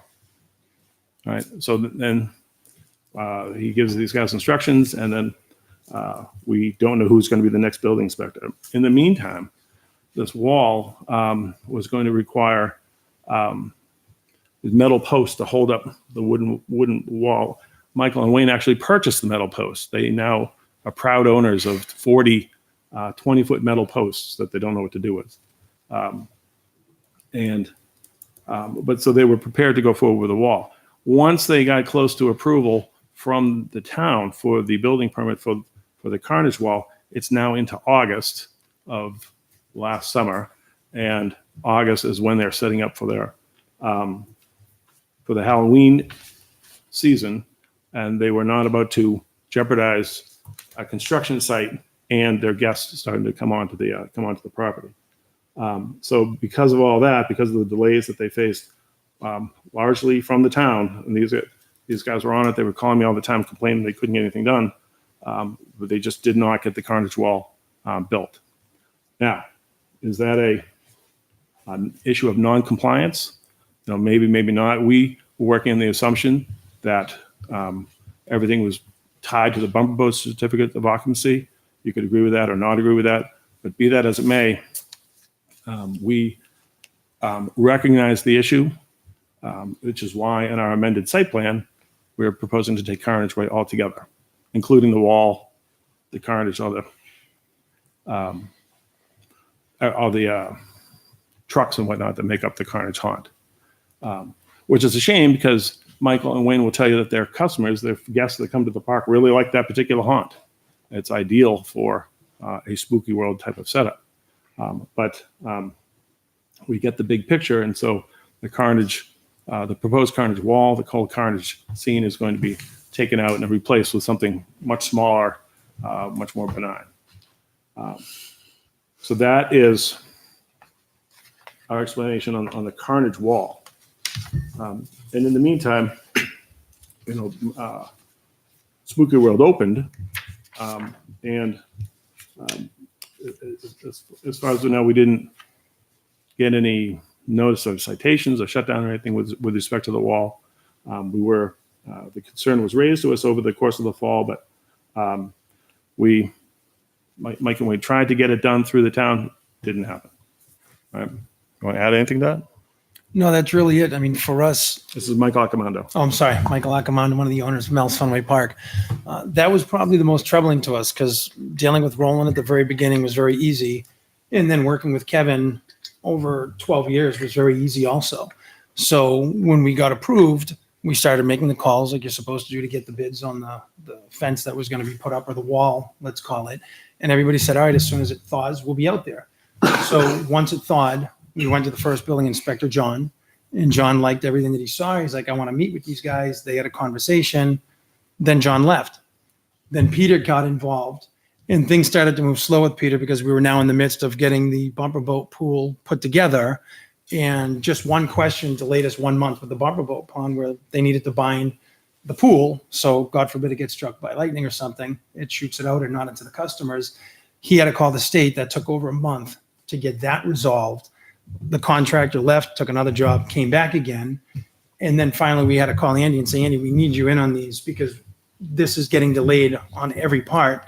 Andy finally came. And then at that point, that's when Peter said, gentlemen, here's what I want. Go get me a structural engineer, which nobody had talked about structural engineer. They were looking at drawings, saying everything looked good.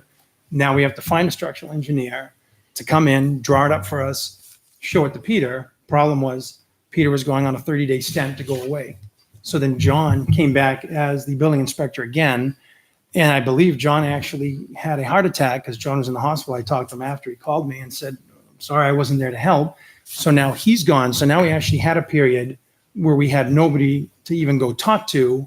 And at one point, I think they even had Kevin stand in interim for a little while until Peter got back, but Kevin wasn't in a position to make any decisions. And then at that point, Peter came back. And then shortly after that, Kevin introduced us to Peter, who's behind me, but we were already into our Halloween season at that point in time. Like Andy said, we went out and purchased the poles to go around the entire haunt that are supposed to go up. And now, we have these poles and we'll either sell them or figure out what to do with it because they were custom order. So they're not taking them back from us. So we're not happy about being stuck with all of this steel. But in the same token, we were trying to do everything we could with the building department we had, working with the fire department as well, trying to get everything done from the bumper boats to the walkway to Carnage. And it just got to the time factor where it becomes an unsafe issue to try to build something like that while your season is happening. And since we, after reading the letter from the town that said you were approved, everything seemed to be tied into the occupancy of the bumper boats. So we knew everything had to be done before we came to the town and said we want our bumper boats. So we knew we're delayed now, which means as soon as the thaw hits, we'll get everything done. In the interim, Wayne and I had a lot of talk about this wall that's going to be out there and how ugly it's going to be, not just for our customers, but just for people who are going to be driving by or they're going to look at this thing and say, what in God's name is sitting out in the middle of that driving range? And that's something that we'll address on the next part of is just getting rid of it, wiping it out altogether and doing more of just a temporary something just during that small period of Halloween and, putting the haunt in a different location that it's not seen and it's not visible. So that is the story of why Carnage did not get done in the time it did. If Kevin was in place, we would have had no issues. Kevin was always on top of everything and he always made sure that he was pushing us to get things done on time. There were delays that were out of our control. If anybody would like 20 steel poles, let me know. I'll sell them to you cheap. Mr. Chairman, another issue that's been raised is the siding on the pavilions, which I hope we make the issue go away with the amended site plan application. We're coming back to the barn board, but if I could just speak to that for a minute, because what happened there was that when we were here a year ago, we got approved. There are 3 pavilions. For those folks who haven't been out to the site, I'm disappointed if you haven't been because you should go to Spooky World every year. There are 3 pavilions, and on our current plans, we've actually numbered them 1, 2, 3. And the pavilions, when we were here last year, we showed a rendering that we had presented to the board and was approved that showed a certain type of barn board running horizontally across the exterior as the siding of the pavilions. The pavilions prior to that were just a roof held up by 4x4, 6x6 posts, open air. And so because we wanted to enclose those to put the haunts in the pavilions, we requested the board and the board agreed to enclose the pavilions with a shiplap barn board. That's specifically what it's called. It had a certain dimensions to it. As Mike and Wayne got into looking at the barn board, they realized there would be some possible drainage issues. There would be some aesthetic issues. And so what they did is they presented a building permit application to the then building inspector, as this gentleman, John and Steve Doobie, who was acting as a temporary from Hudson as well. They both took a look at their applications. What they sought to do for the 3 pavilions was to install a wooden material called T111. And the T111 was going to run vertically. The cuts in the T111 were going to run vertically. And so the applications came in. The applications came in with the original rendering saying that we want to change from the shiplap barn board running horizontally into this T111. Between John and I forget his name. Do you know John's last name? The inspector. Gilchrist. John Gilchrist and Steve Doobie, they took a look at it and they issued the building permits to allow the T111 to go forward. And so as a result, Mike and Wayne bought roughly $40,000 worth of T111 to enclose the 3 pavilions. And they hired a crew and they began installing. We then received a cease and desist letter from Troy Brown, the town administrator. We challenged that cease and desist letter, and that cease and desist letter was revoked was lifted, and then from which an appeal was taken by our abutter, which is scheduled for a hearing tomorrow night with the zoning board. We believe we did everything correct, even though it was a change in what was presented to this board. It was presented in good faith with all the detail and all the information to the building inspector. If they thought at that moment it was going to be too big of change, they could have sent it back to this board, but they didn't. They issued the permits. We got the permits. We relied upon the permits, and we went forward. Again, we if that were to go to the mat, so to speak, we believe we would possibly have some success because of how it was all handled. However, with our amended site plan, we're coming back to the shiplap barn board. We found a cheaper distributor that can help us make work for 2 of the 3 pavilions. And so you'll hear that when we come back to the amended site plan. But that's our story with the pavilion siding. That's what we did, and we didn't think we did anything wrong with that. There were a couple other minor items. The paving for the sidewalk on this side of Charles Bancroft. The fencing, there's some fencing that has to be done along the Charles Bancroft Highway for the haunted hayride. All of those are to get done. They're not yet done, but the contractor has said plainly to us, we can keep coming out 2 or 3 times or 4 times to do these things piecemeal, or we can come one time and save you a lot of money. And so it's the same fencing contractor that's going to do the fencing for the haunted hayride area, the stockade fencing. And it's and also the fencing around the finished fencing around the bumper boat, and the fencing around the kiddie lands. It's one contractor. And so Mike and Wayne opted to do complete all the fencing, and likewise complete all the paving. There's some paving to be done on the Mel site in addition to the sidewalk. And so the contractor said, we'd prefer to come one time. It'll be cheaper for you. And so that's what they've opted to do. All right. So, Mr. Chairman, are we technically out of compliance with a couple of these issues? Maybe not. We could agree to disagree. Are we out of compliance to the point of a revocation? I would say no, not even close. But again, we hope to address most of these issues as we go forward with the amended site plan.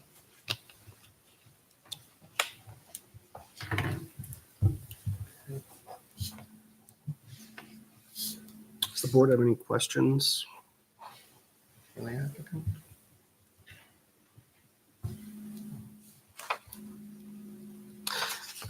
I guess, explain to me why, the certificates of occupancy, you basically were required under the conditions to do a sidewalk on the road. What happened with that? I guess that's what I'm kind of trying to. Well, you remember, and the request came from me because I'm the middleman between the client, the board, and the bank. And these guys had to get closed. And so I requested of the board, state permits, the sidewalk, can we tie them to the CO for the bumper boat? Because those pieces of the project were going to go forward after our anticipated closing with the bank, which we ultimately did close. The plan got recorded, and that all worked out. But then because of the delays with the bumper boat and the permitting for the bumper boat and losing the contractor for the bumper boat, other pieces didn't fall into place because we lost our contractor because of the delays we were having with permitting with the town. So the contractor said, I can't stick around here and do nothing. I have other jobs to do. So we lost our contractor for the season, right? He left for about a month and a half, came back and tried to tie in a little bit of the piecemeal. That's why you see a half finished or 3/4 finished bumper boat pond in the middle of the lot, and Kitty Land is supposed to go after the bumper boat gets done. So across the street, as I'm sure all of you have seen driving up and down 3A, the hill has been completely dug out. All the riffraff and the stone that was supposed to go up has gone in. Keach Nordstrom came out and they resurveyed once the path was put in to make sure that it's at the correct levels and the correct path that it's supposed to be. Rick was nice enough to come out and give us a couple of pointers on it as well, which helped us out quite a bit. And then it got to the point when the contractor came out, because he's bidding on not just one part of the park, we're adding 10 to 12 parking spots. I'm sure you can't remember it, behind the arcade building. And then where all the asphalt's being torn apart by where the bumper boat area is, he said, I'm going to have to charge you every time I come back, or I can come back in the spring when they're done with everything and I can bang it out at one time. And it was also difficult, it sounds weird, but to find somebody who would take on those little jobs. Most people want big jobs, one job, hit it and gone. We talked to two people in this town and both people said no to us. One wouldn't even give us a bid. He said, it's too small, I don't want to deal with it. And the other one just wanted nothing to do with the project. So we had to find an outside person who would be willing to take it all on. And part of it was take it on at one time and I can do this for you a little bit cheaper. The path is there. The walkway is there. The customers used it this year and we had no issues with it. As soon as everything thaws out and they finish the pond area for the bumper boats, everything's being paved at the exact same time and it'll be done before we come before the town for the occupancy permit for the bumper boats. Because again, we thought everything was tied into that. When we read our approval, everything on there was nothing else that was date specific other than everything must be completed by this time. And because of the fact, when we start, and Mel's is such a short season, you start in April, by the time people start coming out to do their work after a miserable winter in New Hampshire, you're looking at a 5-month period. Halloween starts. We can't have people out there in the middle of half paving this, half paving that. Now you get a trip, you get a fall, and we get sued. We had to do it the safest way we thought we could. And it still was going to be done before we came before anybody to get the occupancy permit for our bumper boats. And we still intend to do that, have everything that we agreed to do and came before this board and said we wanted to do, with some of the changes and modifications that we would like to propose after this portion.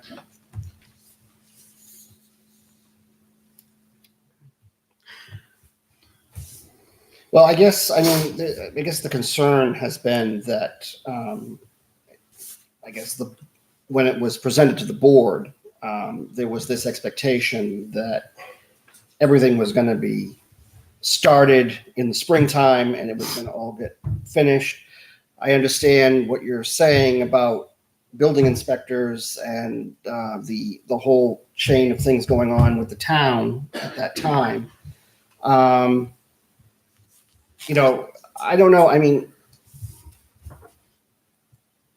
and I don't know, Jay, I don't know if you can respond to this, but could they have come to the planning board and said something ahead of time, or would that have basically, if they had to do something to try to remedy the situation instead of waiting? I know they had approvals, the stuff, they had issues with some of the building inspectors, because they couldn't get certain things done. But, would that have been a proper course, do you think? Or correspondence to the board? I mean, certainly that would have been So possible. listen, we have this issue. We can't get this, approved yet. And, maybe something could have been done. We were actually told by Peter, every time we spoke to him, he said that, well, this was approved by the board. So he said, I have to talk to other people before I can give you my decision also. So he made it very clear that who he had to talk to was not something we were privy to, but he made it very clear that he had to go back and talk to somebody, whether it was the board or he had to go back to the fire department, because I believe the building department's under the fire department. So we just tried to follow what we would normally do. Once the board gives you their blessing, you work with the building department from that point on. We, again, did not see it delaying the project, except for our own personal, we couldn't get things open. We didn't look at it as, oh my God, we're not doing what we were told we could do, because we had everything wrapped into the occupancy permit for the bumper boats. When we left here, I remember Andy that night said, let's tie everything into the bumper boats. And then that way everything has to be done, because the bumper boats is the most important thing to get that open. That's the new attraction at Funway Park, to keep things fresh, keep things new. Believe me, we want that open as fast as possible. We're losing money. We lost 2019 by not having that open. Believe me, we're going to be working as hard as we can and as fast as we can, and with Peter to make sure everything gets done the way it's supposed to get done in the future. Because again, it would be like somebody taking away Rick's trucks. You can't deliver asphalt without a truck. Well, we couldn't get anything done without a building inspector providing us with the necessary permits. Everything is going to be done because, again, the way that was worded to us, there was nothing else date specific other than you cannot get your occupancy permits for the bumper boats until this is done. And that's why the project has been going the way it has been going, which we feel we've still been moving forward every step of the way, just slower than normal. If somebody had come to us earlier and said, hey, why are you being delayed? I would have laid it out in front of everybody. But I also didn't want to go around somebody's back and make it seem like I was telling on the little guy in the park, because I was following the protocol, going to the building inspector, letting him go talk to who he needed to talk to, and then come back to us. The last thing you want to do is annoy the person who hands you the permits.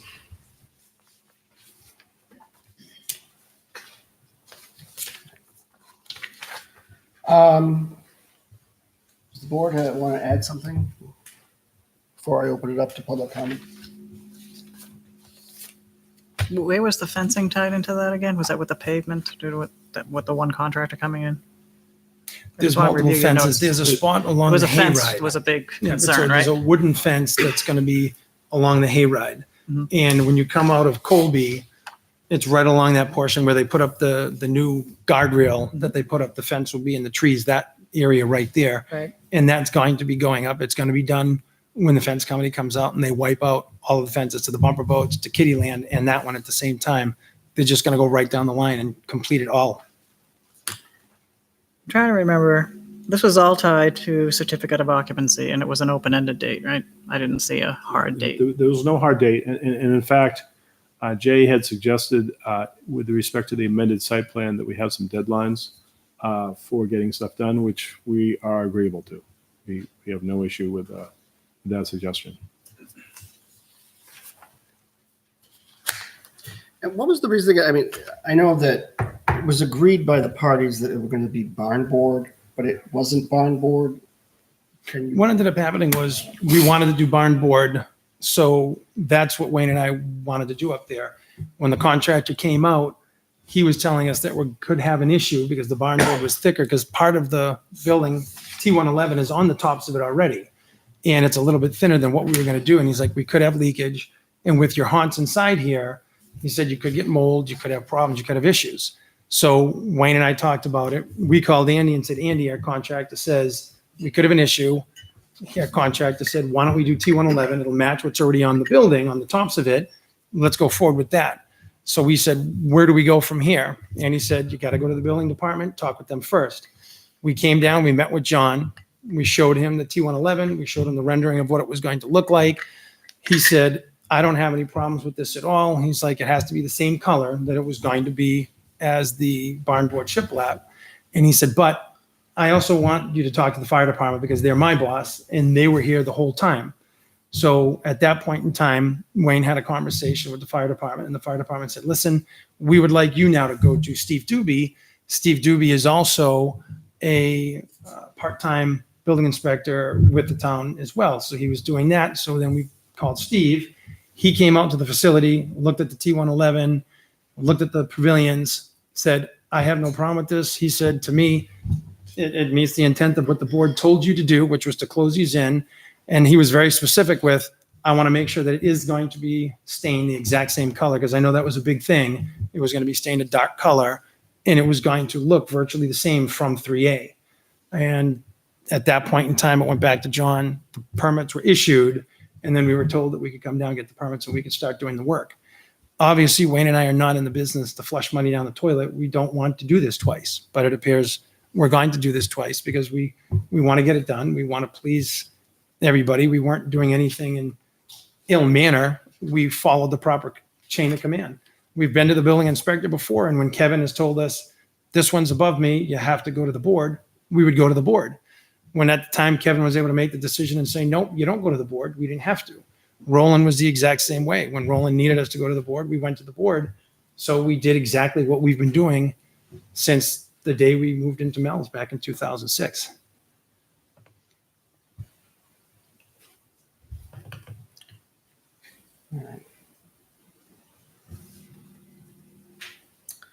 Well, I mean, I think that, I guess, maybe there were things that were happening. There was an expectation that things were going to get done. There may have been issues within the town part in terms of, who was doing what. But as the planning board, I mean, we have responsibility, you understand, to, make sure that everything that's done is complied with. And when we make conditions of approval, we don't just make them, willy-nilly. We do it because we want it to be done in a certain way, or we require it. It's our regulations, our site plan regulations require it. And, we expect that the applicants that come before the board are going to comply with those regulations. We don't disagree.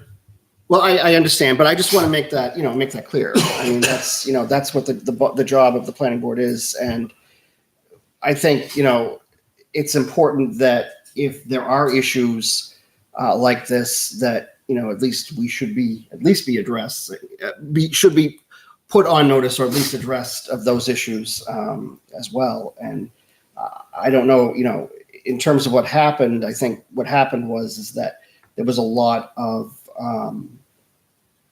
things internally in the system that probably impacted how this project moved along.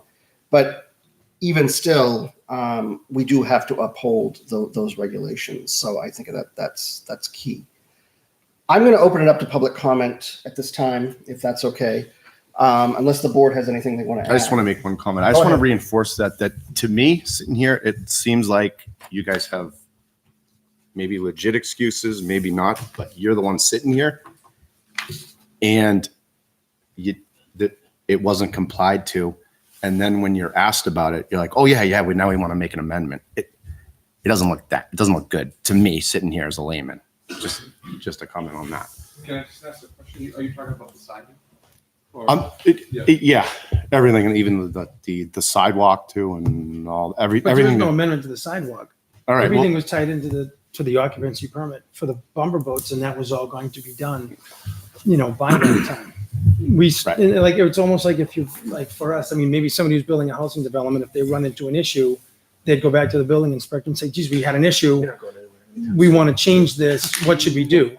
And that's what happened to us. We weren't trying to change anything. Yeah, Will, I mean, we've been doing things to our park since we bought it in 2006, and we've always. I understand the that building inspector. You We might have no gotten a way- raw deal, but Well, we'll keep you abreast every month. We'll send a letter letting you know where we are and when they're starting, so you're aware if that's what you'd like. That can be a condition, and we'll be more than happy to let you know, every month how the process is progressing. In no way, shape, or form are we, believe me, if anybody wants this project done, it's us, because it costs money not having it done.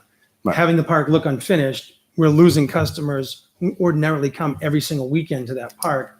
They're not coming because it's unfinished. And they look at that and say, geez, I don't want to go in. Some of them, it's going to take a long time to get them back because they get used to going somewhere else. We want this done, sooner rather than later. I'm sure you do. Yeah. I believe that. Yes. Trust me. Okay. At this time, I'll open it up to public comment. If there's any members of the public who wish to speak, come forward, introduce yourselves to the board.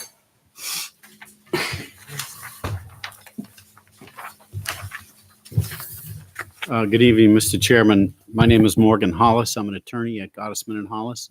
And I'm here this evening representing Jill Charbonneau, who is a trustee of the Jill Charbonneau Revocable Trust that are butter to the site. And with me this evening is Jill's husband, Rick. Excuse me. And Rick, of course, as you know, wrote a letter to the planning board back in the fall about the fact that some of the items of approval had not been completed. And I think that's probably the genesis of where we are this evening for a compliance hearing. You have, there was an approval. I think it's all been stated and rehashed. However, I think it's important for those members who were not on the board or were not here, or for the public, to understand that our perspective may be slightly different than the applicant's perspective. We were in opposition to the plan. There were a series of hearings. We came forward with a lot of concerns and comments, made them to the board. The board took most of them into consideration. Some they considered but rejected. But at that hearing in January, we had a meeting with Andy, and we all reached a compromise agreement that they needed because of financing situation, needed to hinge the conditions of approval on the bumper boats C of O. And those conditions of approval were the ones as listed, and they were specifically identified as conditions subsequent. The asphalt, the state permits, because if they were conditions precedent, then the financing could not be accomplished until those items were satisfied, and they weren't going to be satisfied in the January, or February, or March timeframe. And we understood that. We felt that the representation that they were going to do this work was what we came for. And so we did not object. What we instead did, instead of objecting to the plan and perhaps holding up the entire process, making an appeal, as would be our choice, we agreed to allow that to go through. Now, that having been said, that was our choice, and we stuck to it. But it was our understanding that the other items, not specifically tied to that, would go ahead and be completed. And it was also our understanding, as has been represented by the applicant, that everybody was going to work forward and try to get this done prior to the summer, and if not, certainly prior to the Spooky World opening in the fall. And why is that important? Because the sidewalk really has very little to do with the bumper boat. It was tied to the bumper boat for a convenience item, but it had very little to do with the bumper boats. It had to do with the problem that we raised and was evident of people walking in the road and traffic safety. That was finally agreed to at the last hearing. They agreed to do it. We were happy. In hindsight, maybe we should have said, no, it has to be done before the opening of Spooky World, but it wasn't. And that's really what breaks the negotiation process down, and that's why we weren't happy, and we didn't understand all the details of machinations with the town, which we've heard tonight. But the bottom line was they made some conscious decisions, the applicant, based upon financial situations, that they were not going to proceed with parts of their construction. They've stated it tonight. The sidewalk, the fencing, those were tied to the fact that they didn't want to have multiple trips by contractors. They didn't want to pay more money. I understand all that. But it also ties into the fact that they decided not to finish the construction because their most lucrative part of their operation, Spooky World, was going to begin. Now, this is a temporary operation, mind you, only 7 weeks out of the year, and that's their claim. It's just temporary. But it's clearly a lucrative operation. And so they didn't want to jeopardize that operation by doing what they had promised they were going to do. Whether it's the town's fault or not the town's fault, you heard it tonight, it was an economic decision. And that's what has my client's ire up. And that's why they wrote the letter. And that's why we're here, because we have a plan. They are not in compliance. Maybe it can be argued, as Attorney Perlman and I have argued over the phone, that they are in compliance because there are no dates certain and they've started work under the plan. And so maybe they're not out of compliance. But that was not really the intent of what occurred here on January 15th. So since we're here on a compliance hearing, we want to raise those issues. I think they've all been addressed. They're the big three, carnage. We do not have an amended plan. So you have to deal with the issue. Are they in compliance or are they not in compliance with what they presented under the plan? And that's what you have to decide at a compliance hearing. I think, as your staff report says, you can kick this down the road if you want to, and maybe it will be rendered moot by a subsequent approval of an amended plan. But my recommendation and our request is that the board come to a decision, because what if that amended plan never gets approved? Now you're stuck with an old plan, but you kick the compliance down the road. Nobody knows what dates there are. I think the prudent thing to do would be to say, look, everybody knows they're not in compliance in these issues, and the problem is we don't have deadlines. So let's put some deadlines on this, folks. Let's say you have to do this by a certain date. But the big three are Carnage. They are obligated to put the fence up, and they should be told to do that. And if they don't do it by a certain date, you have authority to revoke the plan. They need to put the fence along the hayride up. And again, they can be told that they must do it by a date certain. And if they come in and there's an amended plan and it gets approved by you folks, it renders that all moot, so it doesn't matter. But I think you need to put some deadlines on. The pavilion enclosures, we've heard the explanation of the process going to the town. Certainly understand, and I knew most of the facts about how the approved plan became a new plan for T111 versus barn board. But I would also say that there is a little bit of concern from our end that that the applicant would make the assumption that it's perfectly okay to take this process of we want to change what was debated, discussed, and presented by a plan and approved by the planning board. We're going to take it to a staff person to decide if they can change that without any public input. If they had come January with a plan of T111, we would have objected. There was a lot of discussion about the barn board. We liked the barn board. It's a different style than a T111. T111 stands for Texture 111, which is plywood. It's just stuff. I don't want to call it junk, but it's not good quality. What they proposed was a good design. You liked it. The abutters liked it. Everybody liked it. They unilaterally chose to go to a building inspector and get an approval changed. So I say there's a little bit of a problem on them for that. And you can't just put it all on the town. I know there's a disagreement on that. That's why we filed an appeal. That's why we're scheduled tomorrow night at the Zoning Board of Adjustment to decide whether or not the zoning board would have acted the same way the building inspector did that night. And I think it comes back to whether or not this planning board would have approved Texture 111 versus what you did approve. It would have been as simple as coming back to this board and saying, hey, you know, we have a problem with the barn board. We would like to change our picture. We would like to submit a new picture and ask you to approve this picture because the requirements under your ordinances and under your regulations are they must show a picture of the structure, what it's going to look like. You may recall I sat here and said there's no picture of these structures. What is it going to look like? Finally, months later, they came in with a rendering. We all agreed it was good, and we all approved it. Months later, all of a sudden, we see T111 going up on the side of the buildings. How did that happen? I mean, you're a planning board. You must have driven by and said, how did that happen?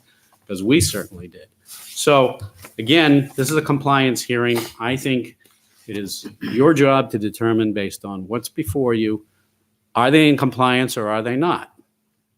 And our opinion is they're not in compliance, and they should be told they're not, and they should be given a certain amount of time to comply with what was approved. Not what some building inspector gave them a permit to build, but they're not in compliance with the plan as presented to you. So those are the big three, obviously. What hasn't been mentioned this evening, and the other matters that are specifically tied to the bumper boats, which are the asphalt sidewalk and the asphalt sidewalk as built. That's all that's left out there. Again, I can't say they're not in compliance because they haven't asked for a certificate of occupancy. So we can't argue that, but we can ask you to make a determination that the whole of the project is not currently in compliance in that there was an understanding this would be done. And maybe shame on us for saying we'll let the sidewalk be tied to the bumper boats. We all assumed it was really connected to the spooky world. That's why it's there. It's not for the bumper boats. So I leave that to you to do what you want. But there's one other compliance issue that no one's talked about, and that is we raised it, my client raised it in the letter, and that has to do with parking. There is nothing shown on any of the plans for the adjacent lots for parking. We raised that issue. We walked away from the Carcano lot, which is where the sidewalk was been built. But they now at this last go around have been parking, and were cited for it by the town, parking in areas on the site plan which are not shown to be parking on their site, and that's south of the Laserplex area. In the amended site plan, they now have asked to show that as overflow parking, albeit without no identification of how many cars, how they're going to get in there, whether it'll be striped, whether it'll be dirt, whether it'll be lawn. So when we get to the amended site plan, those issues will come up. But they parked there this past fall. That is a violation and a non-compliance with their approved site plan. They never asked to park there. They never mentioned they had to park there. As you may recall, we raised the issue quite significantly about where is your parking, and we walked through the process of the DeRocher lot is now consolidated. There's adequate room there to park. That's where they should be parking. They didn't. They parked where they're not supposed to. They parked on the little island next to the entrance, and they parked next to the Laserplex. We raised that. If you went by there during the time of Spooky World, you would have seen it. That's non-compliance in our opinion. So we raised that. There's also parking across the street in the house that, to go back in time, was at one point presented as a potential paintball location. That house directly across the way. That's now showing up on this amended site plan application as employee parking. Again, they were parking there, not listed on their application that was approved on January of last year. So we think that's a violation of the site plan. They're not in compliance if they park there. Those are our big concerns. I can't say, because we didn't do enough of a detailed review of the site during Spooky World, as to what they did with the porta potties and whether that's in compliance. But there was an issue with porta potties and where they are and where they're located, and are they going to be shown on a site plan? We just raised that. That's really going to be an amended site plan concern for us rather than a compliance issue. We have the big three on compliance. We would ask that you find them not in compliance, give them a date certain by which to come into compliance, and if they don't, then you'll have to decide what you want to do about it. One of your remedies is to revoke the site plan. It's probably your only remedy. It's a pretty extreme measure. I fought against that for clients many times. I want to give them time to comply. I don't want to put them on a deadline that's not going to allow them to comply. But I don't want to be back here in August saying, wait a minute, Spooky World's starting up again, and where are we? You've chosen to delay your bumper pool because of some other reason, and we still don't have anything done on what was approved. So my hope is we're going to agree to an amended site plan. We're going to take care of some of these issues. It'll moot out a lot of these compliance concerns we have, but I think you have a job to do, and we ask you to do it to find non-compliance, and we ask you to set a deadline for compliance. They can come in and report how they're doing. They can tell you what's going on. They can ask for an extension if they need to, but it'll be in the public domain, and the public will have a chance to comment, and I think that's what's most important. That's my legal presentation. Rick has some points. I wasn't going to say anything, but when I'm Rick Charbonneau, when they said that they had a very good relationship with Kevin Lynch as the building inspector, they did. They had a very good relationship. They built buildings that weren't on a site plan. You people that did do a site walk out there, when I think I pleaded many times during the hearings for the board to go out and do a site walk so you could see how permanent the temporary buildings were out there. And when we went out there, I mean, there was two buildings that were 30 by 50 or 30 by 60, whatever size they were. They're not on any site plan until the last one that got approved. So yeah, they did have a very good relationship, and they got to do whatever they wanted to do because Kevin let them do it. No different than Carnage. Carnage was never on any site plan. It just showed up one day. And over the years, I had kept asking Kevin about Carnage. Why does this mess get to stay out there? And he said, it's a haunt. It wasn't on a site plan anyway, and it was a permanent structure. The board members that haven't been out there, if you went out and looked at, they'll tell you, and even during the hearings last year, they would say, well, I need to change them. I got to color them. I got to be able to move them. I got to go out and look at them. They're not moving anything out there. They're all permanent. So And there's more than were ever on the original site plan. But we fixed that all last year. You guys let them have whatever they had out there. They didn't have to remove anything from the original site plan. It's all there. They built in wetlands. It's still there. I mean, there was a whole bunch of things that were out there. So, yeah, they're used to just getting approval from the planning board and then doing whatever they want.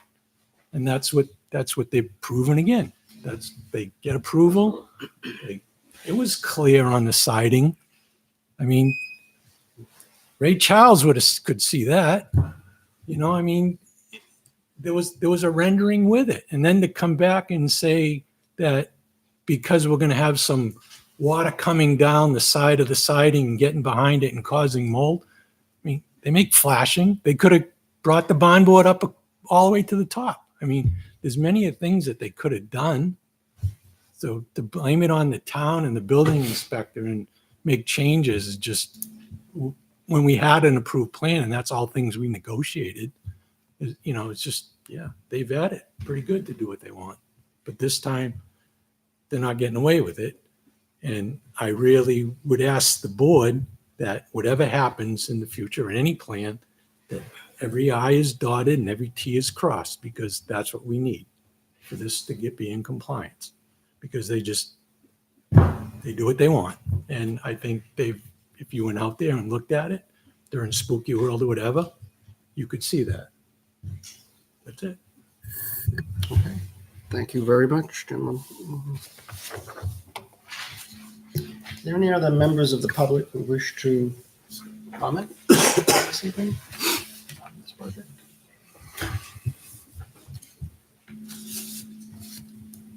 Okay. Mr. Berlin?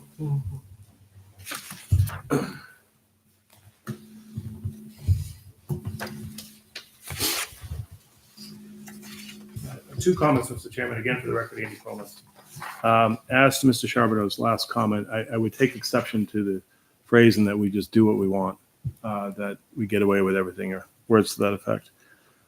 For example, you will recall that when we did a site walk, and for the folks who weren't there, we took a site walk of the haunted hayride and the whole park.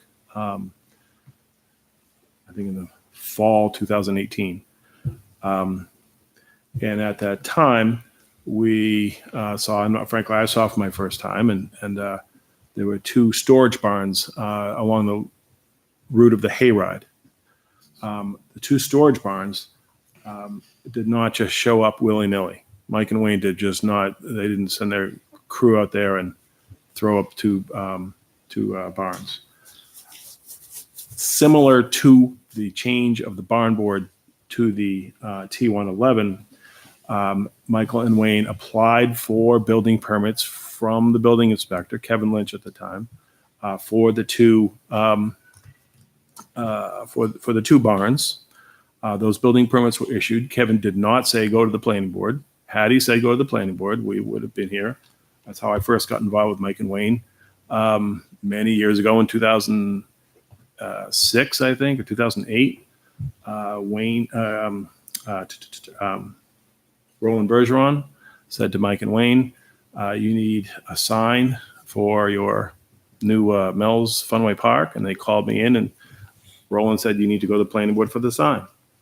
Kevin Lynch said, you don't need to go to the planning board. Here are your permits for the barns. The building inspector said, you don't need to go to the planning board. Here are your permits for the T111. Had any of those decisions said, no, this is too much for me, you got to go to the planning board, we would have been to the planning board.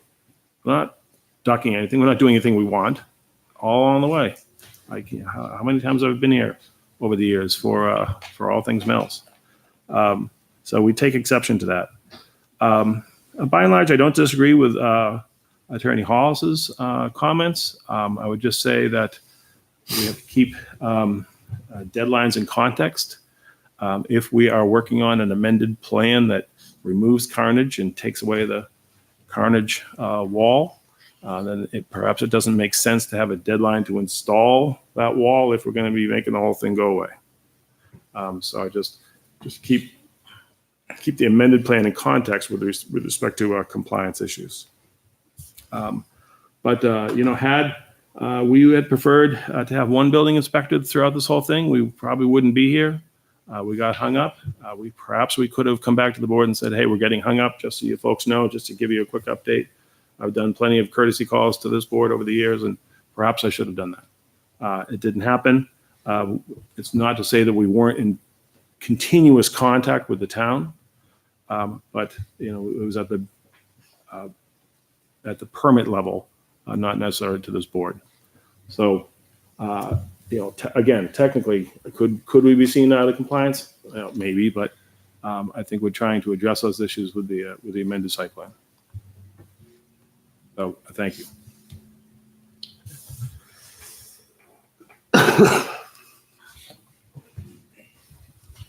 Anybody else wish to speak?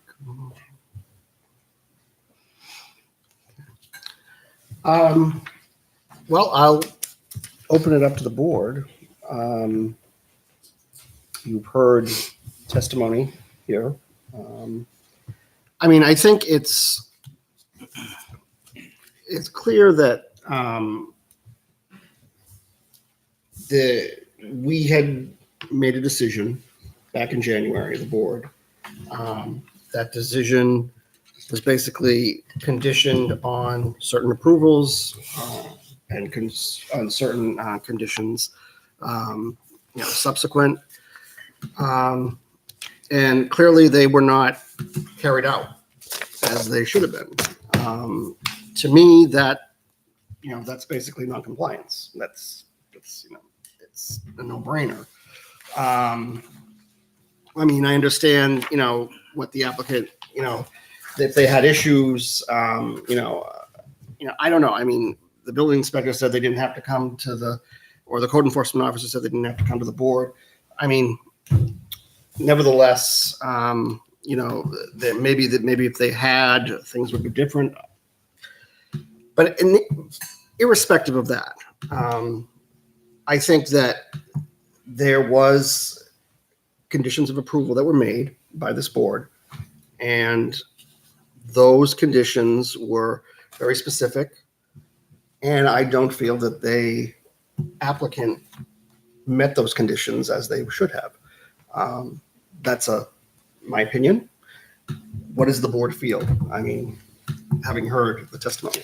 So, as I understand it, I wasn't here last January. As I understand it, some of these items with the approval of the board did not contain deadlines. They were tied into the certificate of occupancy for the bumper boats. I don't know how we find somebody not in compliance when they didn't have a deadline to complete it. So, this is a legal process. It's a compliance hearing. So we have to find that there was a violation. They were not in compliance with the order board. There were no deadlines. I don't know how you say that they didn't do it in a certain time, therefore they're not in compliance. Maybe that shouldn't have been the way it was, but it sounds like, from what I'm hearing, that's what it was. I also have a hard time if a building inspector gives a permit. All right. I think that people can justifiably rely on that. And if a building inspector is saying that you don't need to come to the planning board, to then fault them for following the advice of the person who is going to be issuing building inspections, and to find them not in compliance is just wrong. It's wrong. If there's a problem with the building inspector, then that should be dealt with in this town. But to hold them not in compliance for relying on an official of the town is wrong. And I can't, and I won't do that. I think that's just not appropriate in this situation.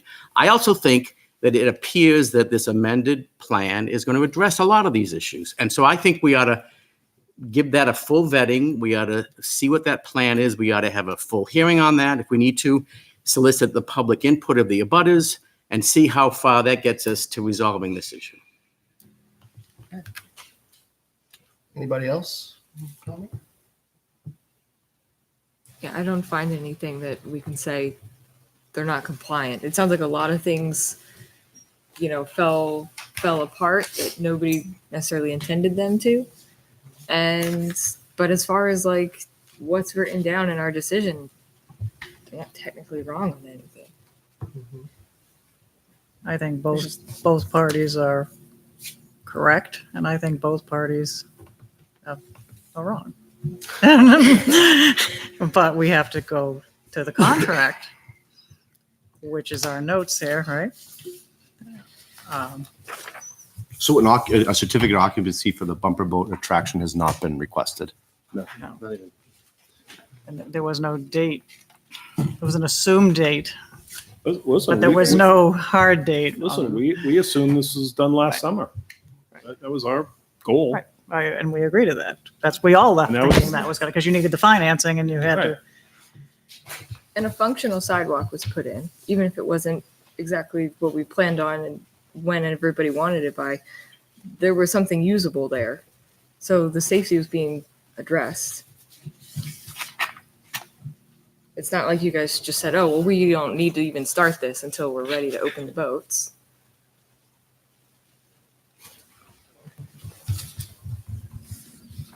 Going off of what James said, I mean, the sidewalk is non-compliant if they've asked for the occupancy permit. Am I correct? Yeah. So functional or not functional to what you're saying, Kate, it wouldn't really apply because they haven't asked for the occupancy permit. So you can't really say they're not in compliance if the planning board never said you have to have it at a certain date. So you can't really put it up for non-compliance. In regards to the building with the T1, it's not compliant because that's not what the plan said. But can you fully blame the applicant because of town official, like James said, told them it was okay? I mean, that'd be like any one of us going to a town official that you're getting your permits for, and he says it's okay, and then can you come back and say, well, that's not really regulation. But the person that's telling you that it's okay is the person that's supposed to tell you whether it's regulation or not. So, I mean, there's part blame because you knew what the plan was, and that wasn't the plan, but you were also given the okay by a town official. So it's not really just black and white in my mind.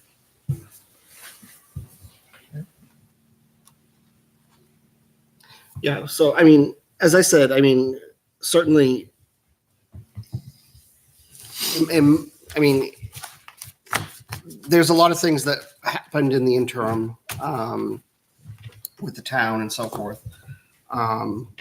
So, I mean, those circumstances, I mean, being as they may, certainly probably delayed a lot of stuff and probably pushed stuff back.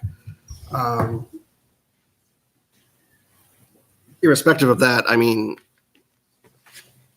as the planning board, I think we're still bound by our decision and our conditions of approval. So, I mean, that's just what it is. So I guess the question becomes, what would the board like to do? Do we want to vote? We can vote on compliance, or we can defer on the matter and hear what the applicant has to say in terms of the amended site plan, if there is an amended site plan that they want to present this evening.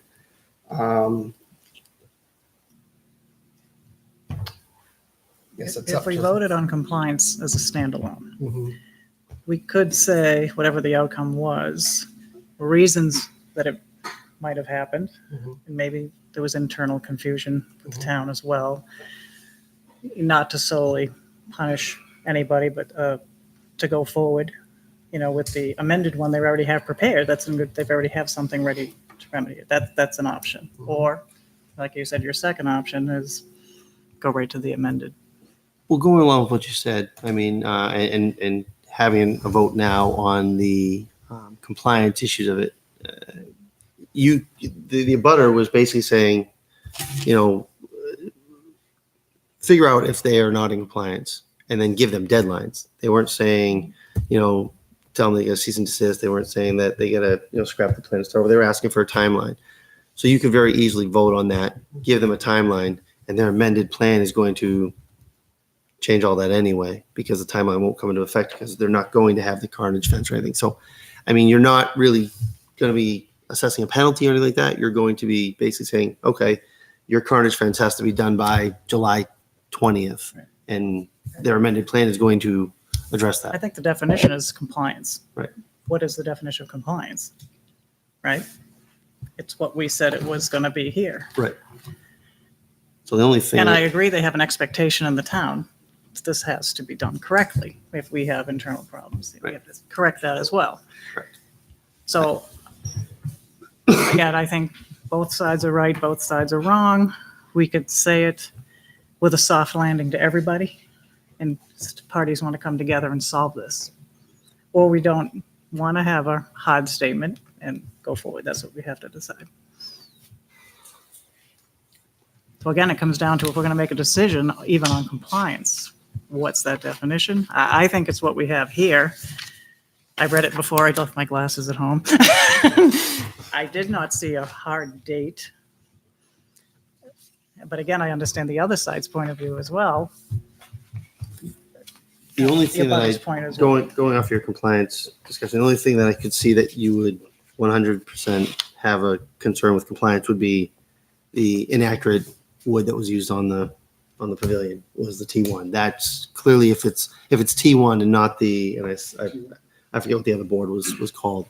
If it's T1 and it's not the original plan, then you're clearly not in compliance. You know, the building's not like that. If the other issues they've raised never had a date in the original plan, I don't know how you could say they're But not it in did have an compliance. expectation. We all did agree. We all had the same expectation when we left the room. Correct, but what does the plan say? Yes. So, I mean, expectation assumptions are That's not. why we're all that's not- right and we're all wrong here.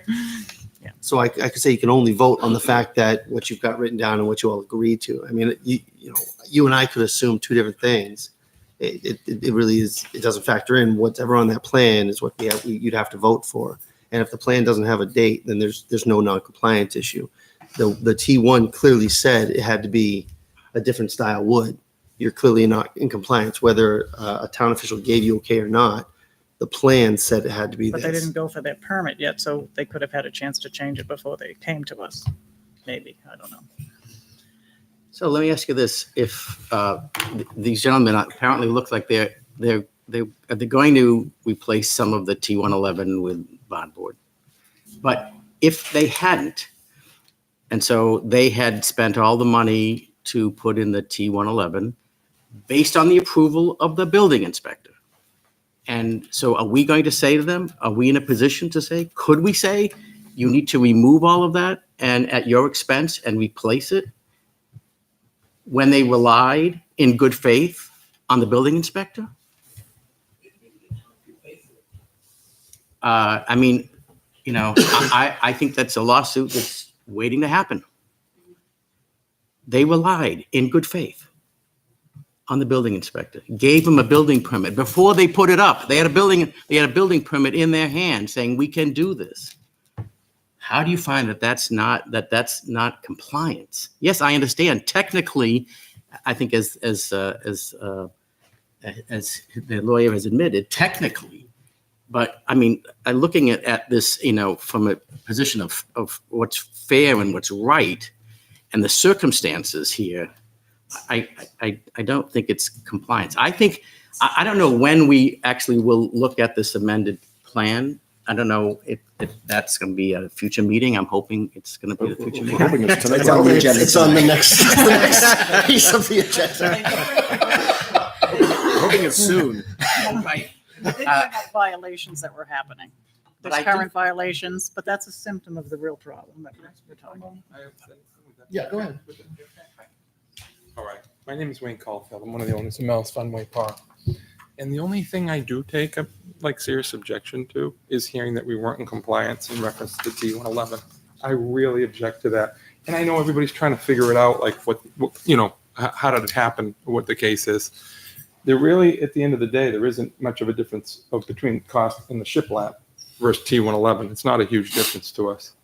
Really, it was more of, like Michael said, the construction type of thing. So when we brought that to the building department, that your bylaws state specifically that if the intent is the same, which we're talking about buildings that are in the rear of Mel's, that you can, okay, you're driving by at 40 miles an hour, you might take a glimpse to the left.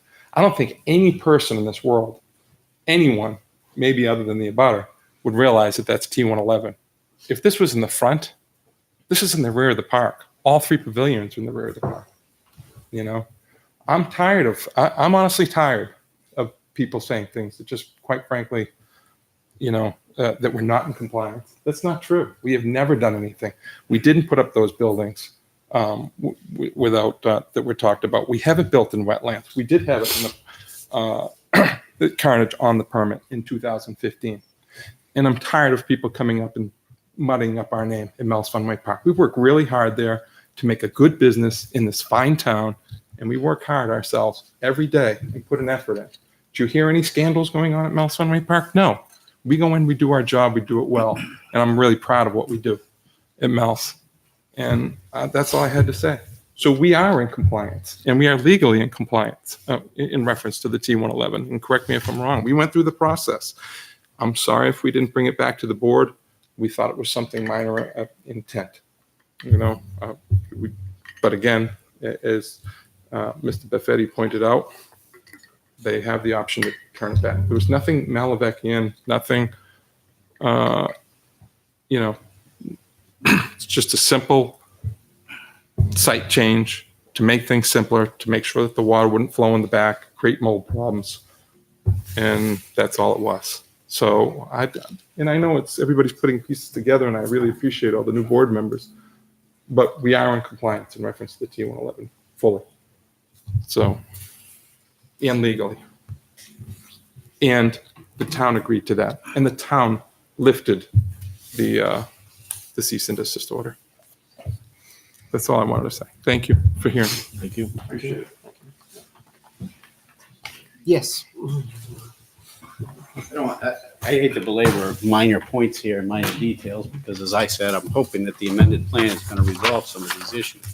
But, you know, for the planning board to take the position that, well, building inspector has approved it, and I guess it really doesn't matter, is wrong. It's wrong. I'm sorry.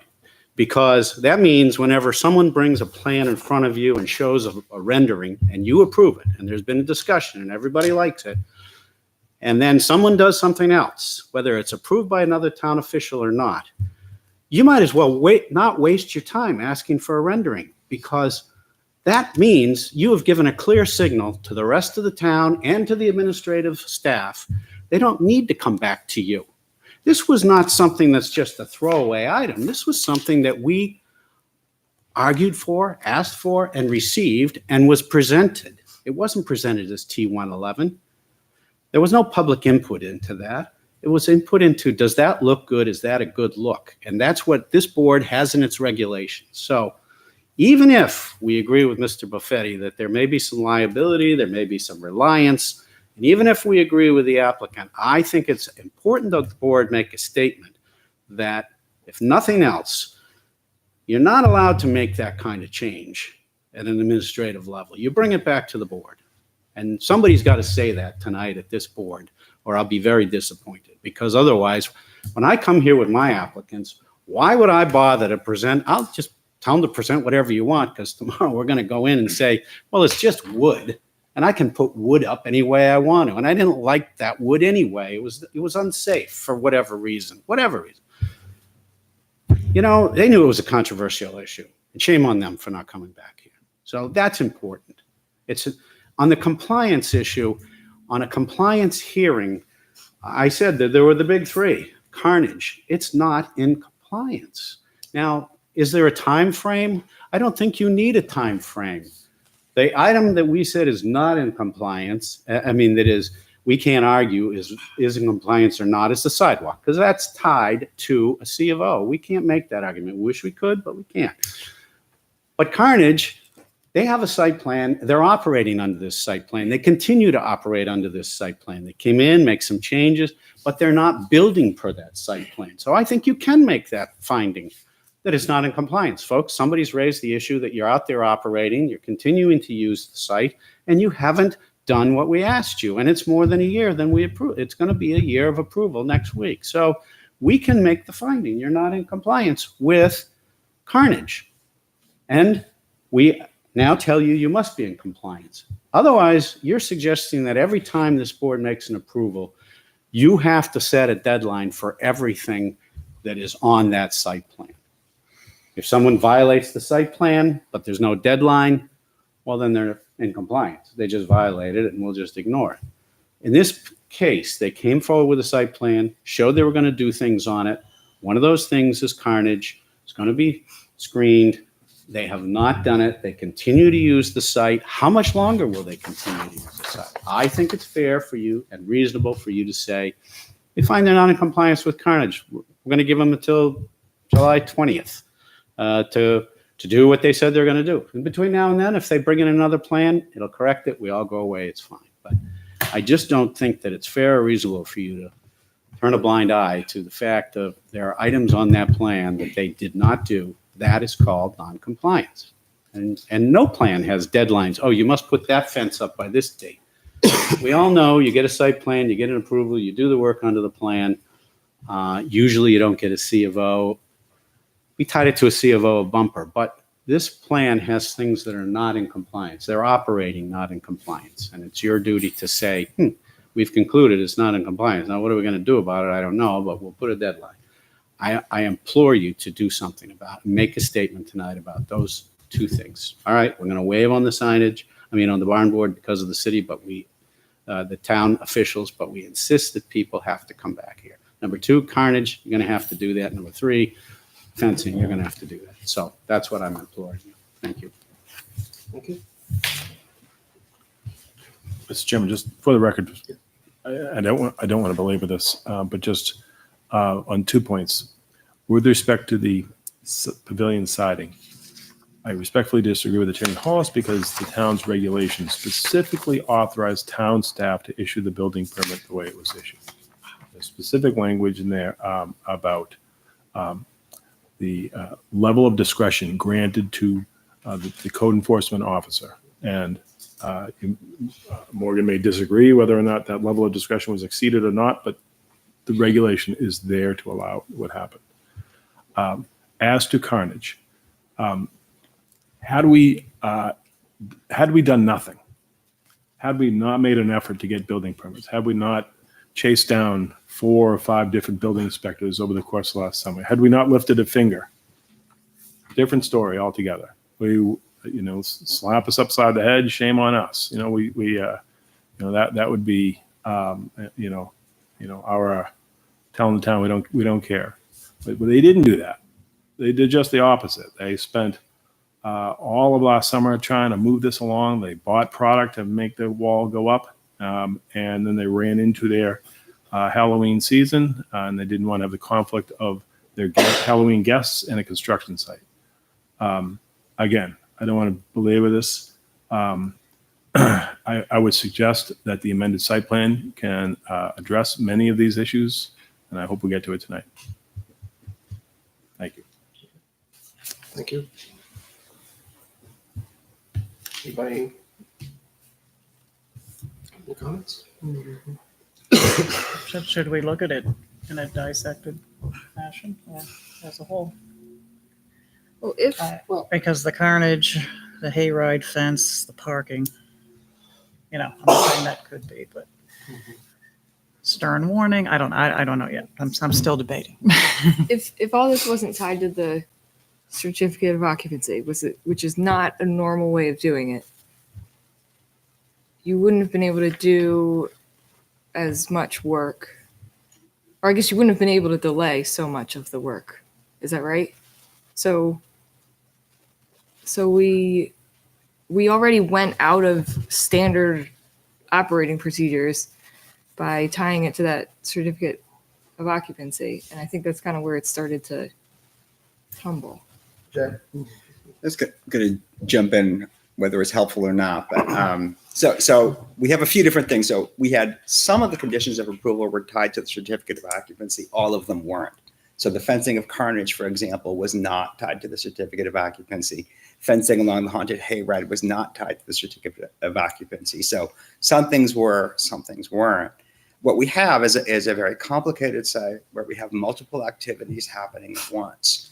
So unlike a site that say is, a blank slate where they're going to have to come in, they're going to have to make all the improvements, get all the approvals before they get the CO, they were already operating. So it made it more complicated, so for what that's worth. But I guess there's just, I look at this in a couple of different ways. So first of all, when it comes to timing, in the absence of putting in a specific deadline, the timeline is a reasonable time.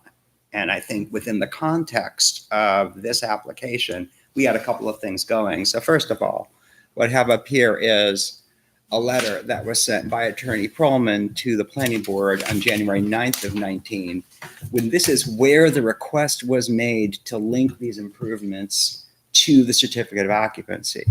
But to the point of what people expected, people had a reasonable expectation that this was going to be done by spring because it says so in the letter. It said, we expect these improvements to be done by late spring. That's not a firm deadline or a firm commitment, but when representations are made to the board about timing within the context of an application, those representations are part of the approval. They're part of the process. So the board wasn't unreasonable in believing that these improvements that were going to be made within that time frame. That was in fact the testimony that was made to the board. So that becomes, again, not a firm deadline, but when you start to think about what's the reasonableness, what were the expectations for performance, that was one of the reasons why the board had that expectation of performance. Many of the improvements that were requested, because initially this was not about Spooky World. Spooky World, the plan evolved to say we need to address everything that's happening on the site. Certain improvements were made a part of the plan specifically to address Spooky World. It wouldn't be unreasonable for the board or for members of the public to believe that those would be implemented by the time Spooky World was in operation. So just for what that's worth, I don't necessarily think you always have to have a firm deadline. You have to look at the totality of the circumstances that surrounded the approval. So that's on timing. When it comes to compliance, I think you can look at this in more than one way, whether it's in compliance or not, and then what action you choose to take or not to take. So there's a difference between saying something is in compliance, maybe we're not going to take any action because the reasons that were given for not being in compliance are reasonable. That's perfectly acceptable. And again, this is purely editorial on my point, but I do think I don't think it is the case that if someone makes representations to the board on their conditions of approval and requirements of approval, and they are knowingly go to seek approval from another town official for something that is out of compliance, that absolves them. It may mean that you can't take enforcement action, but it doesn't mean that you're absolved from compliance. It's not the same thing as compliance. Again, you might choose not to act or to not act. That's a different issue. Staff's recommendation on this was because we do have a amended site plan that has been submitted that does address these, that you do defer action, pending review of that site plan. You could decide that you want to decide on compliance and then take action in terms of timelines. But I think, as has been suggested, why put a timeline around fencing carnage if carnage is going to go away? So in terms of next steps, I mean, that's just our recommendations to the prudent way to go forward is we have this amended site plan. It has been submitted. It's on the agenda tonight. Maybe we can resolve some of these issues of compliance through that amended site plan, and then use that as an opportunity to also put in some firm deadlines. So this doesn't imply that they have to fulfill these conditions in order to operate. I mean, that's what this says, right? Forget a deadline. They operated on, right? Do you guys operate under this in the fall or something? Under these conditions, and they didn't fulfill them. Well, I think the representation that was made was that it was going to be ready to go at springtime, and that all of these things that were going to happen in the springtime to get ready for the new season of Mel's. Yeah. And for whatever reason, that just didn't, nothing was done, nothing happened. And it was continued to operate anyway. Right. And of course, there was the whole thing with the town and the zoning enforcement, and that whole issue got involved in that. But needless to say, I think there was the issue of, whether or not that met the regulations, our conditions of approval. So, I mean, because they weren't getting things done, it was getting towards the fall and things weren't being done. So, But their fall activities should have adhered to the plan as well for the fall, but that was the expectation. That was the expectation. I think it was a reasonable which expectation. is what you're bringing, Mr. Hollis is bringing up, right? So, I mean, that, So he's saying there were violations in the haunts, in the spooky world part, which was this plan we're looking at.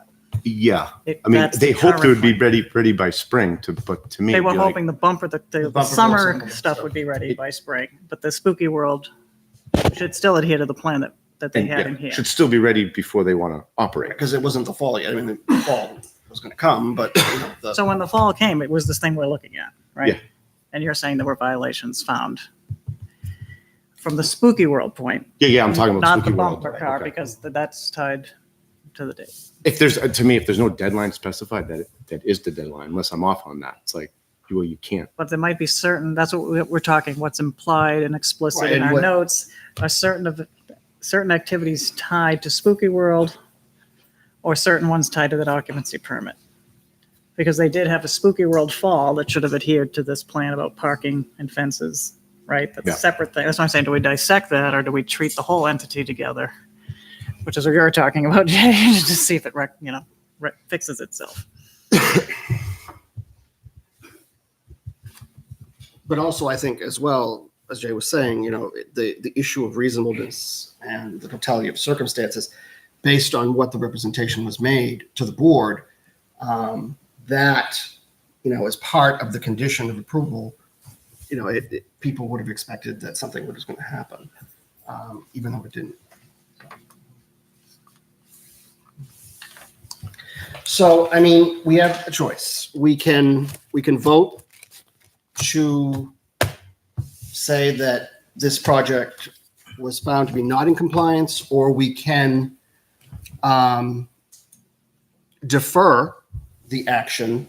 The parties do have an amended site plan this evening, pending their application tonight. I don't know if we're going to get through the whole thing this evening, but maybe we can get some of it done this evening. We may have to continue it. That's the only thing. But we'll see where we go. But right now, we need to focus on whether this meets the compliance issue. And that's really what this hearing is about. And So I have a question then. Is it the compliance issue about the whole lot combined, or are we supposed to look at spooky world versus summer activities? Can we look at a partial compliance? I don't know. That's why I'm asking. I don't know. The bumper boat thing is not even on the table because they're not, that's, right? Because they haven't even. Right, they haven't even approached for circuit for So that's not even a occupancy question. yet. right. It's So I about don't the think pavilion. that one this could really be, I think if a you're book. going to focus, it's going to be on the issue of, the haunt, spooky world. Because that, I think, carnage being fenced, that's not something that's really controlled by any, like the certificate of occupancy controls what happened. It's based on a condition proceeding. It's not, it's something that has to happen. So I guess. So do we want to vote on this drawing, whatever this plan today, from Spooky World's point? Or do we want to ask the attorney, Perlman, if it addresses the three concerns about carnage? I believe your amended return would, plan the fence around the hayride. Does it talks about that? The parking, it talks about that, the violations. Please understand, our goal is to avoid an appeal to Superior Court. That takes a lot of time, it's expensive, and we don't want to go down that route, which is why we are trying to address these concerns with the amended site plan. And that Yes, include we're the talking parking? I about, so the forget. big issue, there are a number of small potato changes I can walk the board through. But the big ones are removing carnage, removing the wall, talking about the overflow parking and the employee parking, and getting all the other pieces done. That's our goal. And I think when you get into the amended site plan, you're going to see it's not a lot of stuff.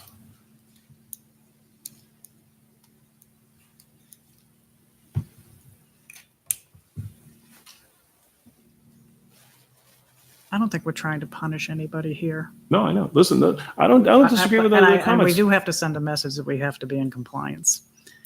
And I think in good faith you are having an amended plan. So I think the confusion here is it's a multi-use lot. So we just have to decide, are they compliant for Spooky World? Because that's what they were using this fall, was this plan, right? Or do we just wait and look to see if the amended return?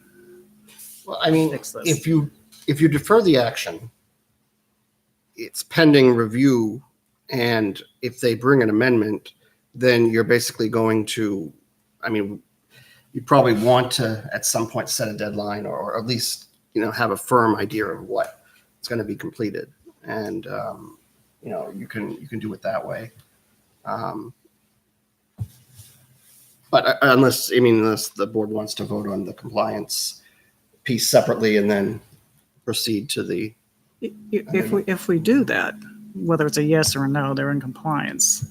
Does that help get us to the ultimate goal of getting them compliant, right? Or is it just on the record?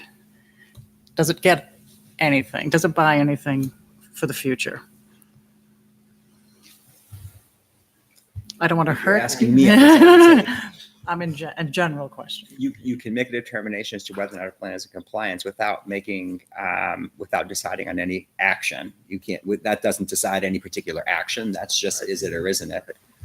So you could choose to do that. You could choose to take action on that finding, or you could just defer, taking action on the compliance issue altogether, pending review. But just saying that if we just said they weren't compliant with a section of it, does that help this cause in any way?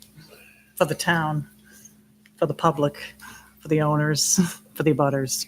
Do you see the moral dilemma we're all in up here? And we'll make a decision, but it is a dilemma that we're all in here. I mean, And what's for the better good from this situation? Yeah, non-compliance is not a death sentence. Then it's just they're non-compliant, and then they have a site plan that is going to rectify it. Like I said, we can say they're not compliant with not a firm way, Right. with a. And end it, right? Or end it. Yeah. Or do we just go to the amended? Or do we return? go to the site plan? That's what I'm saying. Do we just say, So okay? I'd make a motion to defer action on the compliance issue pending review of the revised site plan application. Okay, so we have a motion to defer action. Do I have a second? Second. You have a second? Do I have discussion? Yeah, I want to understand what you're saying. You're deferring this, to whether we've been saying this is Deferring compliant. or not. action on the issue of compliance until Okay. we have a chance to review the revised site plan. All right, any further discussion? Motion second. All those signify by saying aye. Aye. Aye. Those opposed? Abstain? Motion passes 5-0-0. Okay. So we're going to defer action on the issue pending review of the site plan application. So since that is the next thing on the agenda, we're going to go to the amendment for Mel's Funway. And this.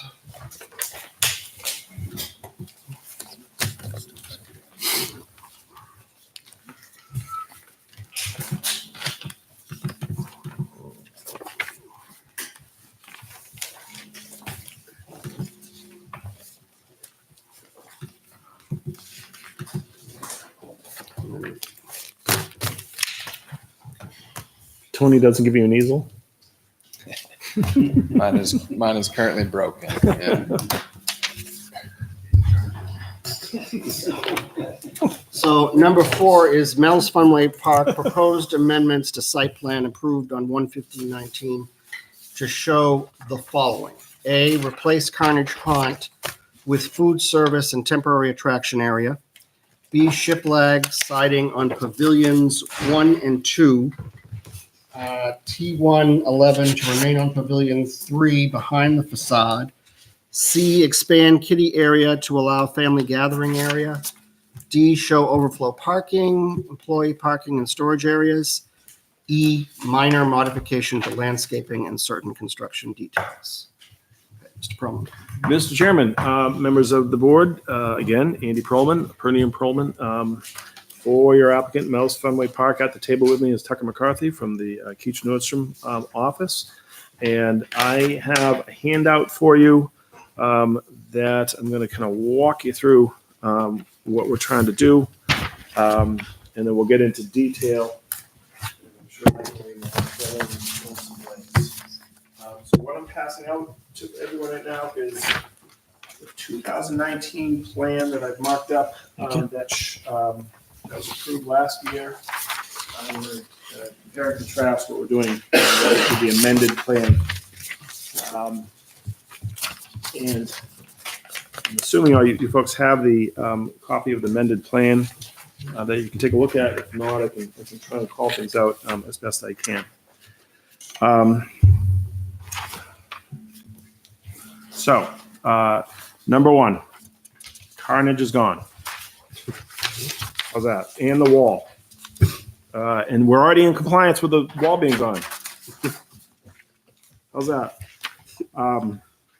So the intent is to remove the Carnage haunt in its entirety and install an area that has some facilities that are part of Mel's today, but we're going to concentrate them in one area where the Carnage haunt is. And we'll get into that. The shiplap siding we spoke about before. What we're proposing is to actually and just attach the this particular shiplap siding. There is a rendering on the last sheet of the plan that was provided to you, and there is a couple small changes to build pavilion number 2, but we're going to be attaching the shiplap, the barnboard shiplap siding in a horizontal manner. Directly over the T111 that's there today, and for pavilions 1 and 2. And if you look on your plans, we have labeled the pavilions 1, 2, and 3. The 3 being closest to the Merrimack River, 1 and 2 being right beyond the go-kart track and the mini golf. 1 and 2 are most visible from Charles Bancroft. Pavilion 3 has the existing Brigham Manor haunt. Is that right? It's this old house type of haunt.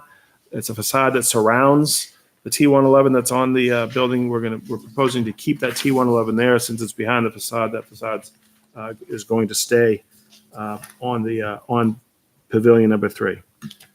You can see on the plan we have for pavilion number 2. We have some openings, some roll-up openings, additional doors, and that's for merchandise sale. That's for just more interaction with the guests that come, where they can interact from the outside of the haunt, along with the garage doors that are there. But again, those portions of the garage door and the roll-up windows are in the rear of Pavilion 2, not facing Charles Bancroft.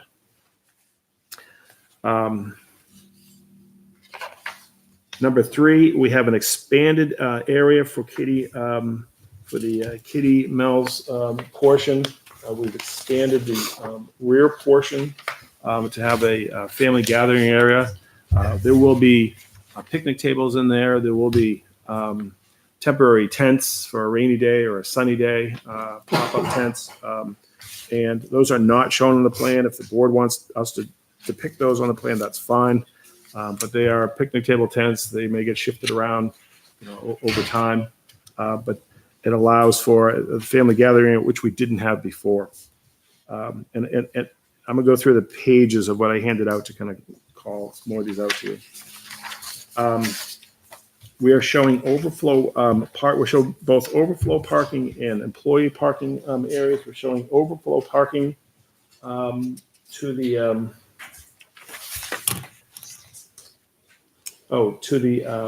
south of the Shorty's building, the Laserplex.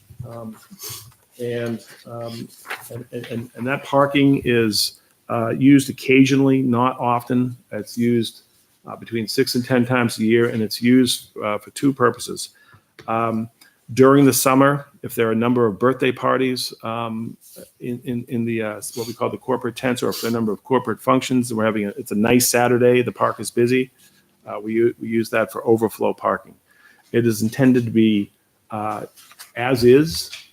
It's grass now, and we don't intend to make any improvements to that. It can hold anywhere between 50 and 75 cars. And it's also used on off nights for Spooky World.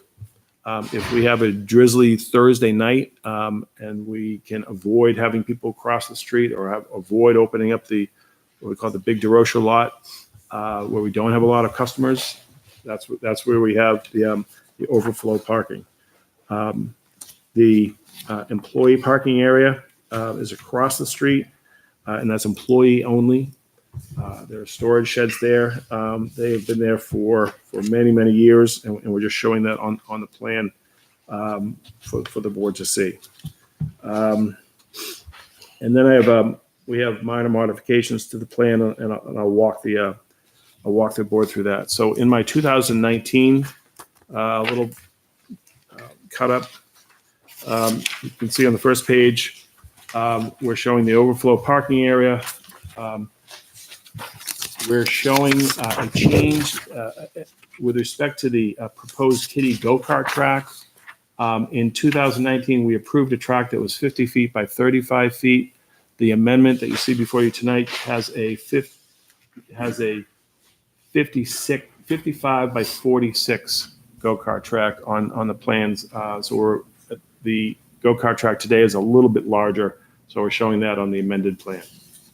On the 2019 plan, we had the fence directly behind all the bounce houses and the kiddie bumper boat. We're pushing that out to allow for the family gathering area. The changes from what I'm talking about on this page are shown on sheet 2 of our current plan, on the amended plan. And again, relatively minor changes. We're showing a change to the plan. We have a paved area in between the Mel's, Dave Melhorn's house, the Mel's building, and the batting cages. And the change to the plan, the amendment to the plan that we're showing, is that today we're showing a tent canopy that's been there for many, many years that was not shown on the plans last year. And that's shown on sheet 3 of the current amended plan. With respect to the landscaping plan, we're simply moving pine trees forward on the plan. In 2019, we had a series of pine trees behind the kiddie area, and that was intended to help screen carnage. We're now moving the same amount of trees forward on the plan, so they're in between the mini golf and the pavilion number 1. And that's shown on our landscaping plan, sheet 4 of the current amended plan that's before you tonight. And then finally, on sheet 5 of your current plan, we have a couple construction detail changes. Ready? We're changing a fence from green to black because it's a lot cheaper to get black coated fence than is green, or green is a special order that's very expensive.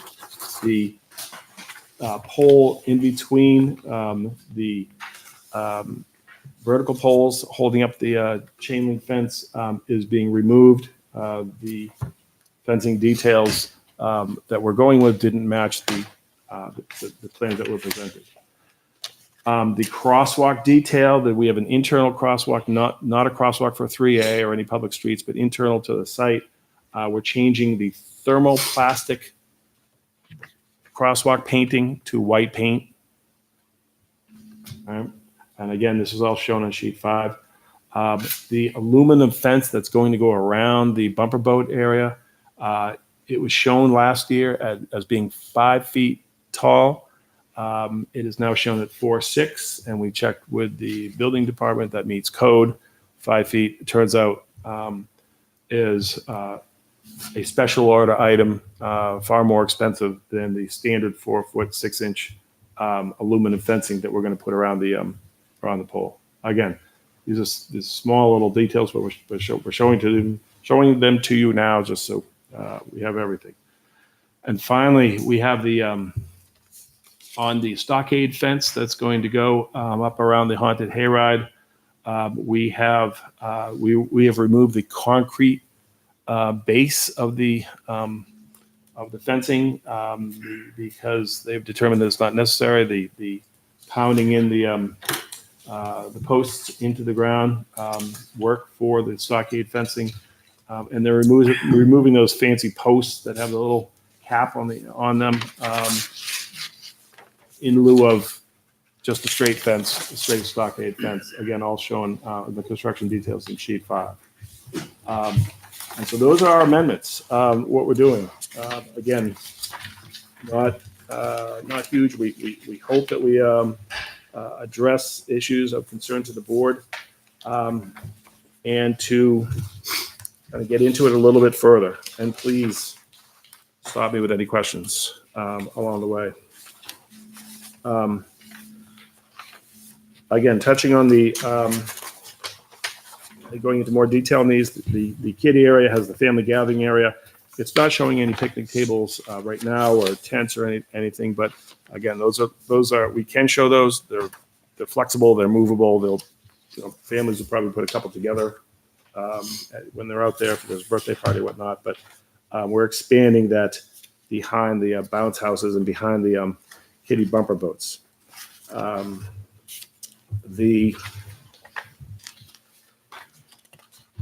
do we go? Oh, okay. On sheet 5 of 5 of our current plan, there's a detail of the food service and temporary attraction area. And so what we're showing is an area behind pavilions 1 and 2 that is going to have food trucks, vendors, a zombie tent. I'll talk about the zombie tent, a bar tent, all things that have been at Mel's, working for Spooky World over the years, kind of located around the park, and we're going to concentrate them in this one area. The zombie paintball is a 40 by 80 tent. And if you can picture an old arcade where you want to shoot a target or shoot a balloon or something, your guns are attached or tethered to the counter, right? You pick them up but instead of having just a wall of balloons or targets, you have actually live zombies running around in the tent that you get to shoot down with them. We actually use buckshot, so they're very high comp rates. But there's a fire pit in the middle, and the zombie tent is it's a white tent. Just a white right? tent, 40 by 80, it's screened in around the whole thing, so nothing can come out of it. And then you just put a bunch of stuff in the middle, and 3 or 4 kids go running around, and people try to pick them off. The bar tent is approximately the same size. There will be food trucks that come here, and so you guys know how these guys operate. The Mike and Wayne actually bring in Siesta Shows. They're a contractor who does events like this for Spooky World. And Siesta Shows is a company out of Salisbury, Mass. They do 40 50 shows in the area, similar type of things, carnivals and state fairs, county fairs, that type of thing. And so they're going to pull in a food truck, and the food truck is going to be located in this area.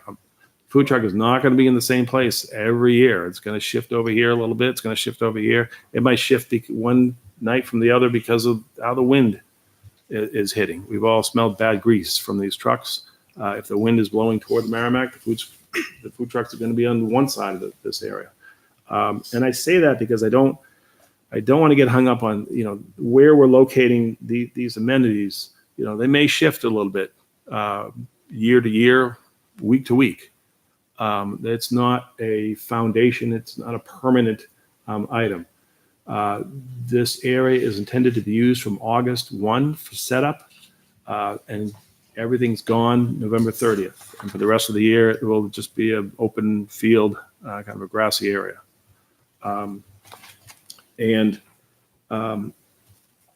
Again, there'll be food trucks as a bar area surrounded by the pavilions.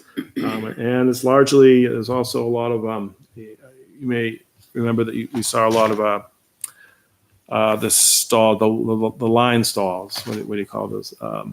Where people waiting in line for the various haunts. There's a lot of lines on a good night out there. So there are those type of things that are, flexible on any given night. On a good night, you're gonna have longer lines and longer corrals and ropes, and short. On an off night, you won't have that many people out there. I have a question on the food service area, if I may. Yep. So in this dotted line area where you have food service and temporary attraction area, is that strictly food service, the bar, and the zombie paintball? It's not any other attractions or arcade things? What else is in there besides food? Well, you have the two pavilions that will have haunts. Are in that, those are the two rectangles there? Yep. Uh, So they're That's 1 and 2? Okay. they're the kind of the outer boundaries Okay. of this area. So you will have people and you have zombies walking around, and mostly it's entertainment. I didn't realize There's that a fire was the pit. pavilions. Okay. Yeah. Almost it. I have a question. Did I understand you to say food truck singular? No. Or food trucks? Trucks. Oh, okay. Yes. Yes, there's approximately 4 of them, and sometimes they'll change, like, depending upon what other shows he has. He might have a small fried dough, candy apple, a sausage, pepper, and onion, but then those may have to go to 3 different shows, and he might come in with something that has all of them in one item.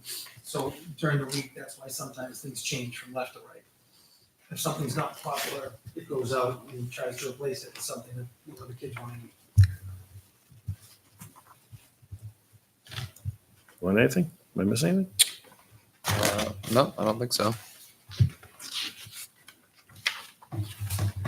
Again, we are attempting to address the big 3 concerns of our neighbor, with Carnage being gone. One other thing, Jay had suggested some deadlines to get all this work done, and Jay was suggesting a 6-month window. That's fine.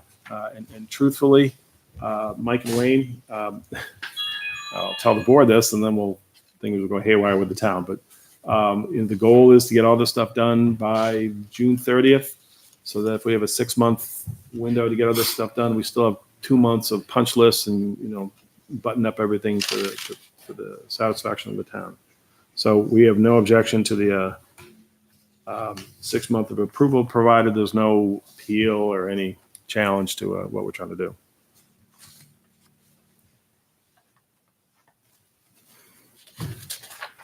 I'm just looking over my notes. And again, we still have the outstanding items with respect to the bumper boat, the sidewalk on the other side. That's got to get paved with some as-built. All those have to come in. So I think that's, you guys have anything else? I think that's all. That's our initial presentation. We'd be happy to answer questions or, yeah. We're not going to get through that. Mr. Chairman, I think we're done with our initial presentation. The board have any questions? The new picnic area where you're saying the tables and everything can be moved around. I'm assuming you're probably going to have like birthday parties and things there too. Are you talking in the kitty area? Yeah. So like Yes. if there's a family that wants to have a birthday party, then we'll allow them to take a table and we'll Okay. provide a cake and soda and pizza. Okay. We do And- that already. We do it under the tent that's next to the arcade and batting cages. Mhm. That's where it is. But now that we have the little kids, instead of making the families leave the fenced-in area and go somewhere else, we still want to keep them in that small area with the fenced in and allow the family to be right there with them the whole time. Okay. And is the pavilion that's there right now by the batting cages, is that It's a staying tent. there or is that It's a going? tent that just goes up Yeah. during But I the mean, season and then comes down. what I mean is, are you now going to have two of those areas, or are you It'll be, removing that? one of them will be for the older kids. Yeah. And then there'll be the small one inside the kiddie area for the little kids. Okay. And now, say you have like corporate event at the big tents. That's by itself. So the corporate area is here. Yeah. This is where the corporate area is. This is where the little birthday party is for kids today. And then what we'll do is we'll set up a couple of tables in a small tent here for the real little kids. Because since this is the only, like for the little ones, this is really their only play area, that 2 to 9, 2 to 10. It's easier to keep them confined to one area instead of bring them across the park and try to stick them inside the bigger birthday party area. Okay. So you have corporate and then like older birthday kids, and then the little kids will be inside the new kitty house. Okay.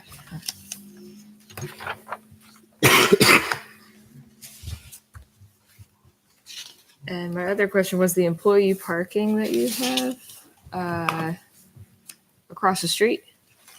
Do you for That's that's Spooky- only for Spooky World, Spooky, right? Spooky World only. And if we want and to it's only designate that on the plan, if we want to make a note to that effect, that's fine. Okay, I was just curious on the And that's if you not, change that's that. not new. That's something that's been done since 2008. Okay. When the original building inspector and police department and fire were all involved. That was something that we did from day one. There's also storage over there, which it shows on the plan as well. That has been a storage area for DeRocha Farm. They had a tractor trailer there, the barn there. So during the off season, things that get put away, extra fence, we store extra fence there. And then any of our extra haunt material would be stored there as well. We've been doing that since 2008 as well. That wasn't on the plan before. It was just an oversight. Mhm. I mean, like I said, we've been doing it since 2008, but that is on the plan there. I think it should be, we should write something on there, you know, it's temporary, it's overflow or something like that. So it's not expected that they're parking there throughout the Just- you could summer. put on- You could write right on the front of Spooky World, employee parking just at Spooky World. Okay, And that way, you know, it doesn't get used for anything other than the employees of Spooky World. thank you.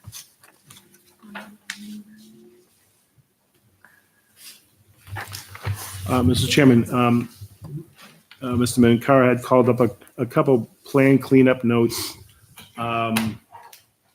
with the ownership of certain lots and modifying a note with respect to the state permits that we provided. And we have no issues with those. We'll happily make that happen. I don't think the permits were still noted as pending, so they've been obtained. So I'll update the note to say that they have been So all the approved. state permits have been obtained, so. Yep. I think that the two outstanding were not shown on this plan with the alteration of terrain permit and the shoreline permit, which both have been completed. Mhm. And what about the porta potties or restroom areas? Is those going to be shown on the plan as well? No, we didn't. We're not changing that. Let me call that out. Let me get my bearings here. Hang on. Because of the nature of the porta potties and where the lines may form one night or 1 week and not another, what we said, and we're not changing this. This is not being proposed as a change to the plan. Note 19, as approved from 2019. Says that 11 sanitary facilities will be situated around the site at least 75 feet from existing wetlands during Spooky World events. And we would like to keep it like that because depending on attractions on any given year. We may have 3 porta potties over here. There are a couple at the main entrance at the ticket area. All right, but we'd like to scatter them around, as necessary. Also, if the food vendors move, the porta potties move around also. So if the food is over here, we'd like to keep the porta potties a little bit further away. So as food moves, the porta potties move as well. But we didn't propose to change that note on the plan.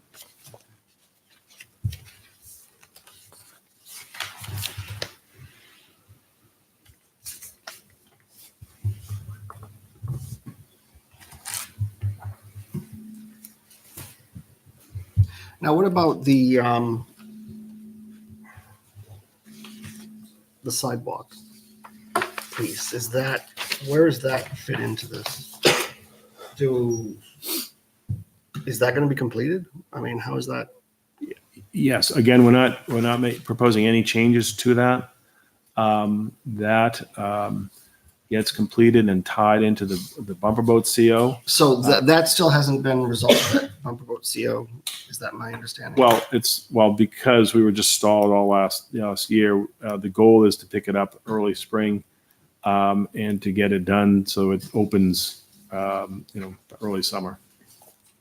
And I think we're making a commitment to have all of that stuff completed within a timeline of the approval of this amended plan. When do you think it would be completed? I mean, an estimate.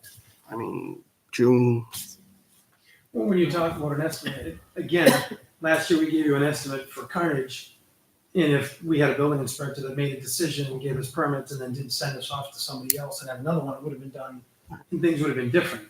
That's the toughest part. So that's part of, we could put it under the restriction of the timeline, which Jay had said. It's all going to get done in a timely manner. As soon as we can get things done, it will be done. It will be done by the date that, Andy had recommended and that Jay had put in the notes by a certain time. July 15th. Staff had just suggested 6 months from the date. 6 months window. 6 months approval. Please understand, it's the goal to get that open ASAP. Well, I understand that, and that's what because I know now that we do have a code or building inspector in town. So I don't think that issue is going to rear its ugly head again, God forbid. Yeah. So I think that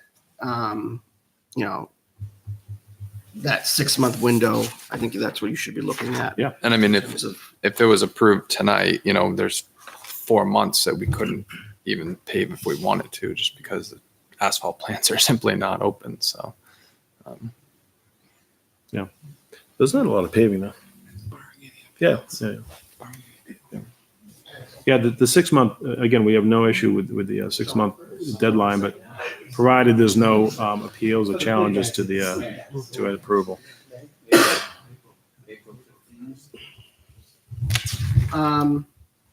Jay, did you have anything you had to add before I open up to public comment? I think a lot of them have been stated already, but I think specifying the parking usage, whether that's temporary or it's year round, approximate number of spaces, I think should be added, and as well as in the parking calculations, those should be added to those areas as well.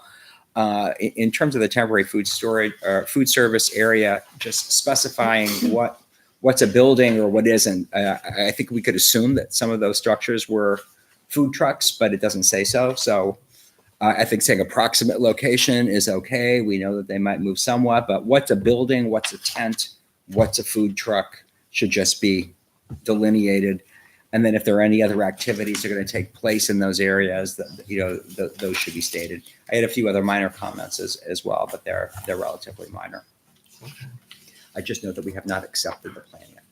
Yes, and I was just going to say, we need to do that. So I am going to actually do that right now before I open up to public comment. Acceptance of the plan. Do we have, I guess, Joan, do we have all of the required plans and the abutters have been notified? The fees have been paid? Yes. So everything is complete in terms of the application Yes. process. The applicant has done they have to do. Okay. And Jay, you don't have any issues with it in terms of it. Okay. So I think what I'm going to do is I'm going to entertain a motion to accept the plan, the amended plan. The acceptance is not an approval. It is only an acceptance of the plan as to its completeness. And that is only basically based on what has been presented in terms of their designs, their specifications, and the abutters fees and abutters and the fees the fees paid. Sorry. I'll make a motion to approve the plan for completeness. Accept it for completeness. Okay, I have a motion to accept for completeness. Do I have a second? Second. I have a second. Do I have discussion? All those in favor signify by saying aye. Aye. Aye. Those opposed, abstained, motion passes 5-0-0. Okay. At this time, I am going to open it up to public comment. Is there members of the public who wish to comment on this project? Thank you.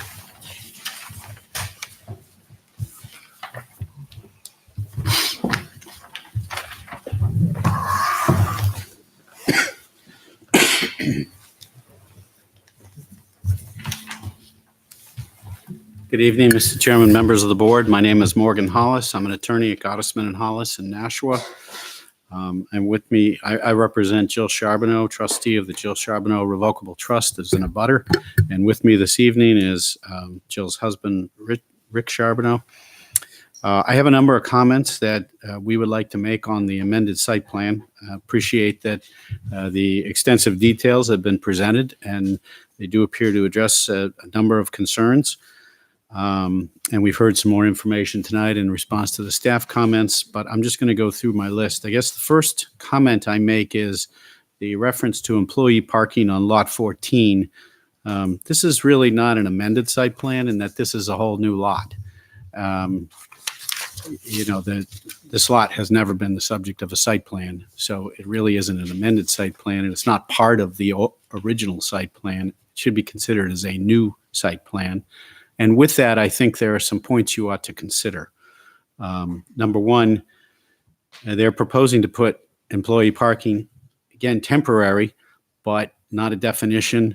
We've heard that it'll be tied to Spooky World, but it really should be, if it's going to be permitted, because it's temporary, if that is a determination of either this board or the zoning administrator, then it ought to be defined as such. What are the hours? What are the dates? When is it there? How many cars can be there? Then you all have to decide, do you need a separate site plan? In the past, there's been a decision that with regard to Spooky World, some elements were not required for a site plan, but some are. I think that is a separate decision. It doesn't have to pertain to the amended plan, but I point that out as a matter of legal issue. I would also be remiss if I didn't reiterate our position in the past has been that no off-site parking use is allowed as a separate independent use, separate and distinct from a normal use. So that's not allowed under your zoning ordinance. In other words, you can't anywhere in this town have a lot of land used as a parking lot. It can be part of a commercial use. It can be part of the uses of the site that's there across the street, but it cannot be on its own a separate parking area. They're proposing to make this as a parking area for the lot, which is Spooky World, but it is on another lot.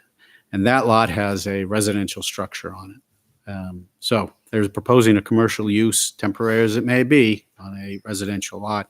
I believe that matter should be referred to the zoning department for a decision unless you're going to make that decision. Again, if you do agree that it can be used as such, and I think in the very least they ought to identify the number of cars that would be there maximum.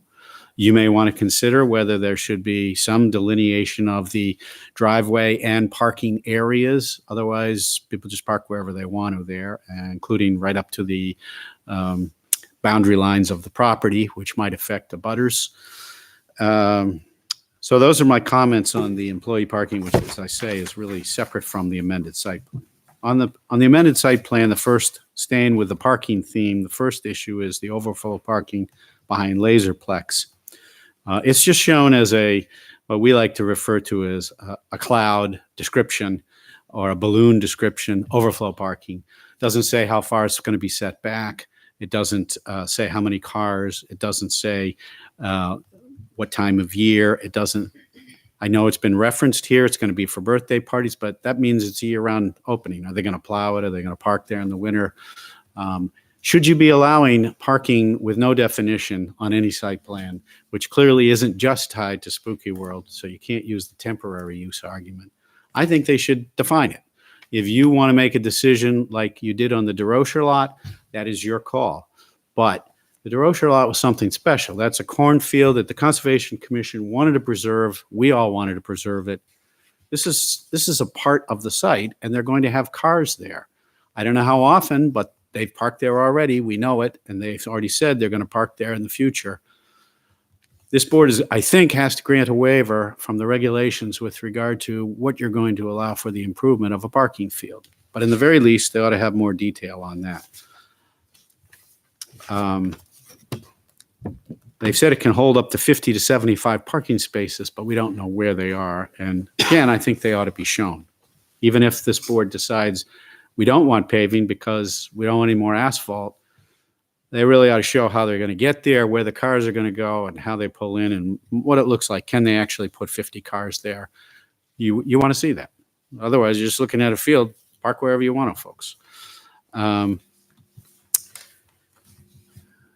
Number two on the site is there's a new area for the family gathering area. We've heard some information. I think this can be addressed by a simple note on the plan. Tents and tables will be put there and the hours of the use and occupancy so that everybody knows what is going on in the family area rather than the testimony that's on record that may not make it into the minutes. Sometimes details don't get in and somebody has to go back and look in the future. Everyone will know what's going to go in that family gathering area. They're going to be maximum number of tents and tables, probably can predict the size, and they can say up to a certain number of tables with tents above them or awnings over them, whatever it is, what the hours of operation might be. Are you going to have family gatherings there in the evening? If so, do you need lights? I think that can all be addressed in a note, but I think the details need to be presented. Number three is the new area entitled Removal of Carnage Haunt and Food Service and a Temporary Attraction Area. Certainly, we're applauding and in favor of the removal of carnage. I think that ought to be defined as when it's going to be removed. But I think there also needs to be some definition of the use of this area. For example, the pavilions that are in there were originally temporary structures, tent structures that were used for storage, is what was told of the haunts. I think they've morphed into a permanent structure for storage, and now I think they are going to become a permanent structure for haunts. At least it appears that way by the fact they're putting windows and doors, and I think there was even a mention that haunts would be in there tonight. Again, it's a structure. It's fine. I think we're okay with the barn board on that. That's what we wanted. That's what we all agreed to, so we applaud that change. But there needs to be some further description or definition of what will be going in there. Is it, in fact, these structures limited strictly to the Spooky World dates and times, or are there going to be other activities in those structures? So that probably needs to be clarified. If it is only limited to Spooky World times and dates, I think they can define those times and dates. There's been a lot of definition, but it's changed over the years. Whether it's dates and time or number of weekends. The big concern from our end, and should be from the board's side, is we've all agreed Spooky World is going to be there and it's operating, but what are the time frames that they're going to operate? Are there hours of operation that are going to go on there in this new area? This is new now. This was a structure that was originally a tent to store things, and we now have a structure, and around it we're putting food, tents, and a bar tent, which is all new. And we're also putting in food trucks, we've heard for the first time. That all should be notated specifically what's going in there. I think they can probably put a number on the food trucks. If you don't want to lay out where the food trucks should be, I understand that reasoning. But there should be a maximum number, because you don't want to walk out there one day and find 20 food trucks crammed in there, and all of a sudden they're side by each, and that isn't what you all expected. That's not what we expect. I don't think that's what they expect. But the next owner could say, we're going to make this a food court by lining up food trucks back to back to back. So I think we want some definition. We would ask the applicant to give some definition. Again, it could be in a note. We're not looking to place the trucks, but could say maximum number, for example.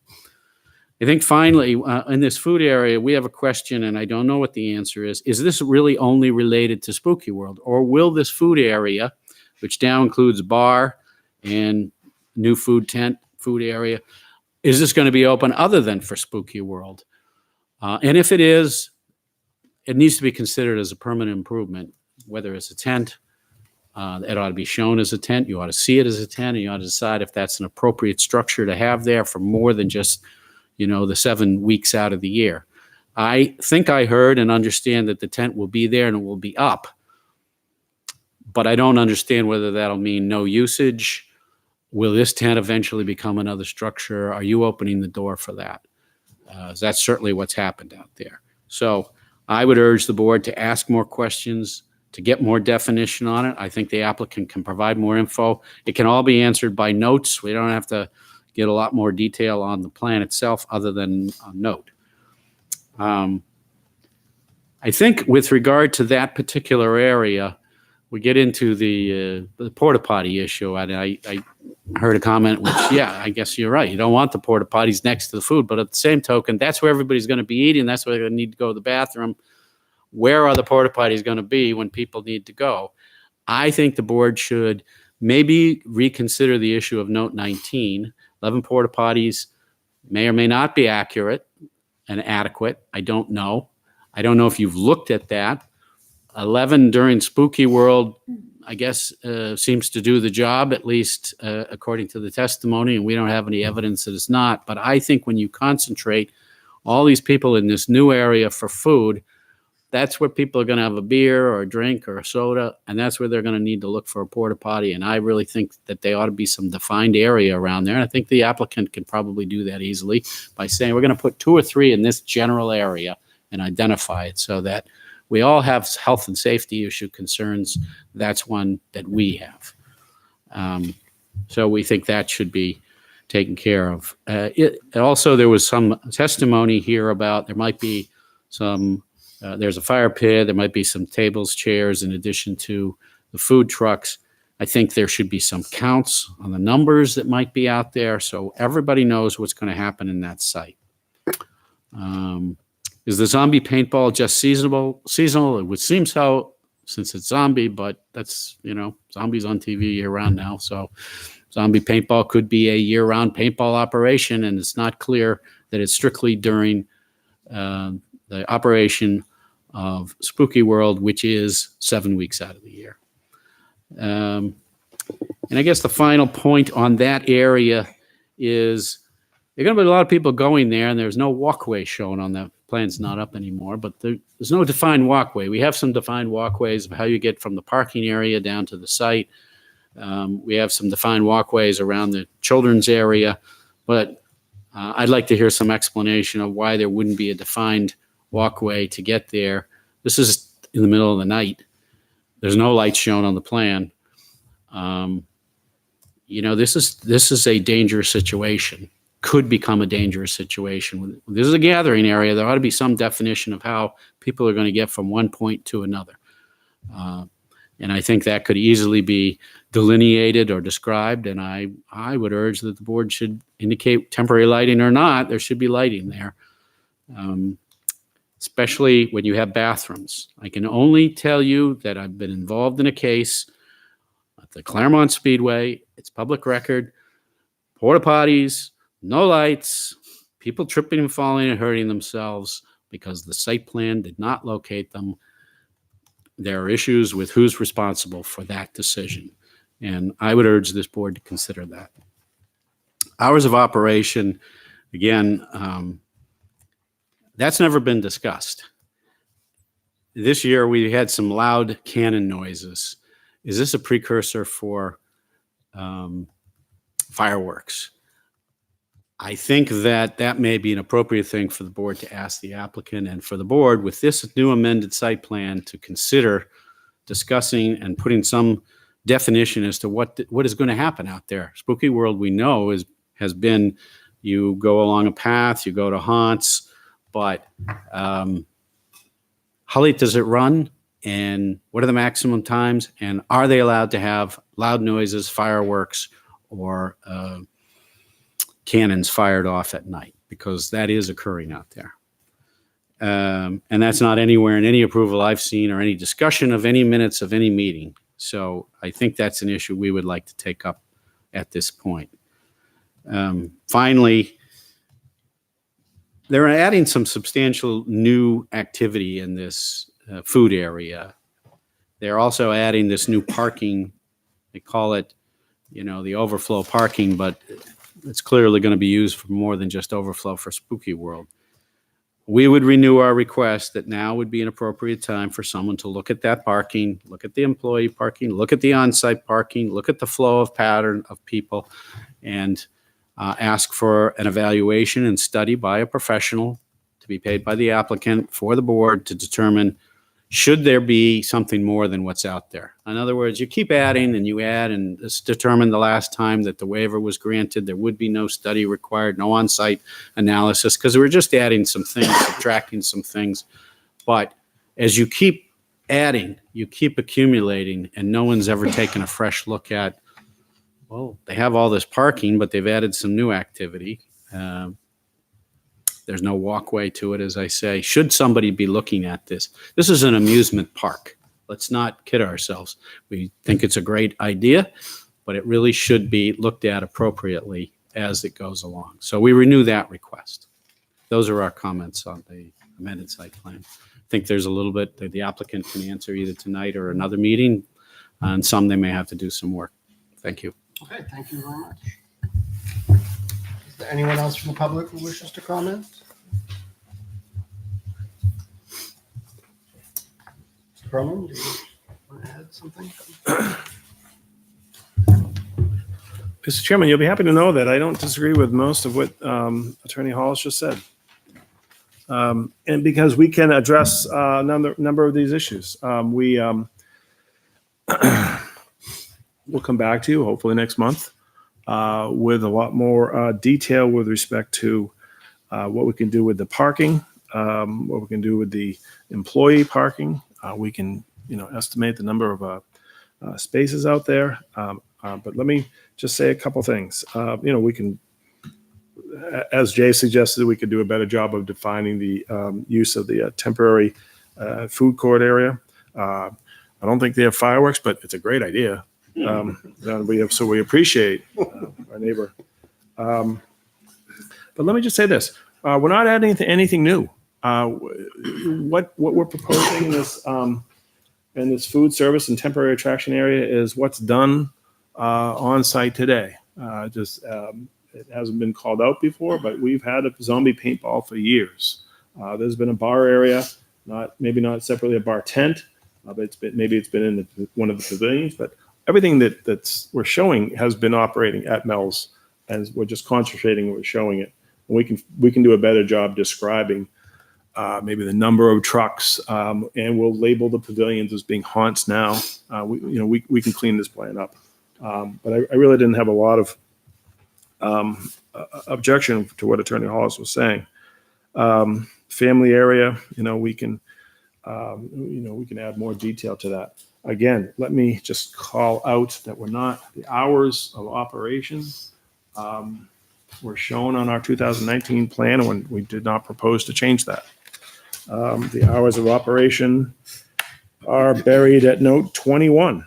I won't read the whole thing, but it lays out, Spooky World hours for the park during the course of the year. And again, we're not changing that as part of our amended site plan. But we can come back to you. The temporary food area and attraction area, we provided a note on our new plan specifically limiting that to Spooky World, that it was going to be open for setup purposes beginning August 1 and coming down November 30th, and is just for Spooky World, is not intended for use of the park during the course of this summer or any other time. It's Spooky World only. And we can clarify, we can add to that note, we can clarify that note. So again, walkways we can take a look at. This is an open grass field. You folks know, because you saw there's they have plenty of the temporary lighting for the generators. You saw them in the DeRocher parking fields. They have them in the during the Spooky World season. And perhaps we can look at that and call out notes to have, no less than the number of, temporary lighting facilities. So frankly, good comments we can address. I would suggest that we can get together on our side in short order and have an updated, amended plan to you for your February hearing. Okay. And what about the issue of the porta potties? I mean, I know you said you were. Well, as it turns out, I don't know. That was a comment made. I mean, again, not a bad comment. Perhaps we can look at, putting porta potties in certain areas. So Mike and Wade did call out to me as we were sat there. So note number 19 says that there are 11 sanitary facilities will be situated around the site at least 75 feet from existing wetlands. It turns out that Spooky World has up to 36 porta potties. That's an error in that note, so we're going to have to fix that. And perhaps we can designate some general areas where they would go, 4 here and 3 there.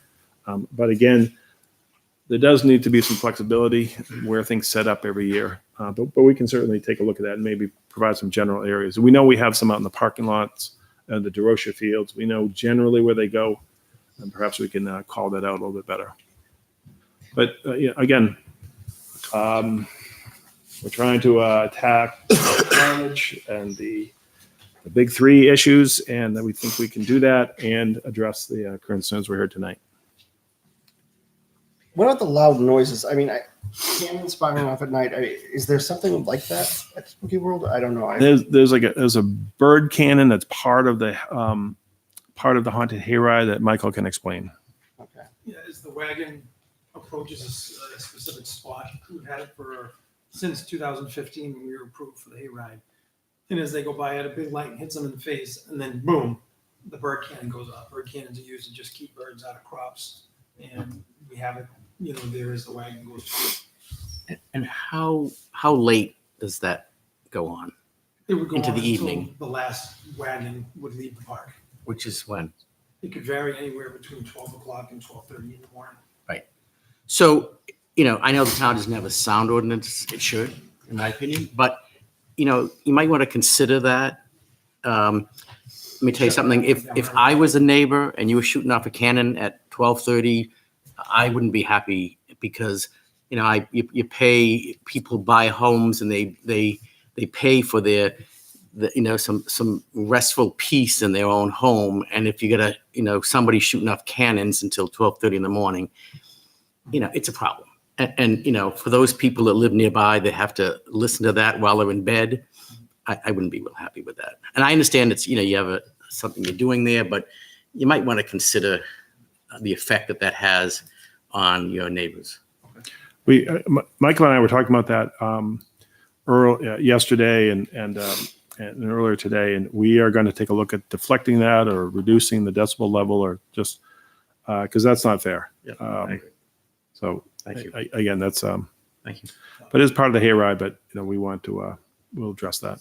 It's simple, they should just agree to a decibel level. Right. At their property line. But they were you said the hayrides left every 7 minutes on a busy night. So Yeah, so every 7 minutes, Right. cannons are going off 4 different haunts, right? Or 4 on that ride. It's just one cannon, there's one bird. But wasn't there something with propane exploding on 4 of them or something? Yeah. I can hear it in my house, in bed with the windows. The propanes don't make any really loud noise. It just flashes, right? Yeah. It just flashed. It's like a So gas. there was 4 of them that had that. Sure. But every 7 minutes, And if the wind is blowing,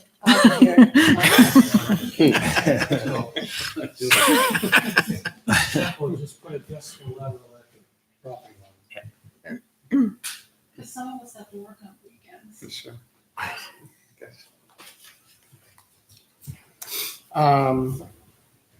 We talked, they mentioned the walkways were mentioned. I don't know if there's, I mean, in terms of the lighting, whether there's temporary lighting or not, but maybe that's something to look into just to see what can be done about that. Well, it's there. I mean, you folks saw the big towers when we did our site walks, but we can either identify a number of them or indicate general areas where they go. Well, I think they should be noted somewhere. I mean, in the note or in the plan or something, what you want to do. Was there, I wasn't here for the original plan. Was there a Yes, sidewalk? Yes, there was. Oh, okay. I'll be honest, I didn't do a lot of driving through that area on 3A during the busy season, but I know that there was a concern mentioned, I don't know if a couple months ago. Does your temporary lighting also cover the 3A area where people walk? Just with the police cars. Okay. Yeah, the police car requires one to be in that area where people are walking across. And there's always a police cruiser there with its lights on. Which is worse than just having the lights, because that blinds you. Yeah. The police cruiser, right? Yeah. Yeah.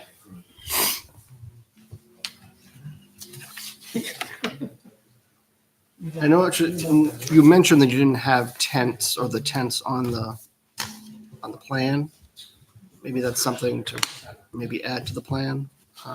Well, we can indicate that there are tents, like the zombie paintball area, that's a tent, the bar is a tent, so we can label those as And is that as only going to tents. be during Spooky World, or is it going to be year round? What that zombie thing? Spooky World. That's, I mean, we've been doing it since 2008, the zombie paint. So it's a Spooky World. Yeah, Yeah. just bring it in for that window. There's a note too on sheet Okay. one that says that, and then if you go to sheet 5, there is a blow up of that area. And then it calls it out. Okay. And maybe specify, the dates from, if it's the fall, I don't know, September to something, I don't know. It's already on. Yeah, this is August 1st to November 30th. So I think maybe the board has any other questions. I have to wrap this up. I think that what we're probably going to have to do is continue this to a date and time certain, because I think there's a lot of stuff that you've heard from the abutter, you heard from, the board. I think there's a lot and I think those things have to be taken into consideration. I think next time when you come in, we'd like to see plans that address those issues. I know there's a parking issue. I don't know if we have to do some sort of analysis or something to do. I think that something should be done to determine how much parking you're going to need. I think that's important. And I would like to see something about that. And I think,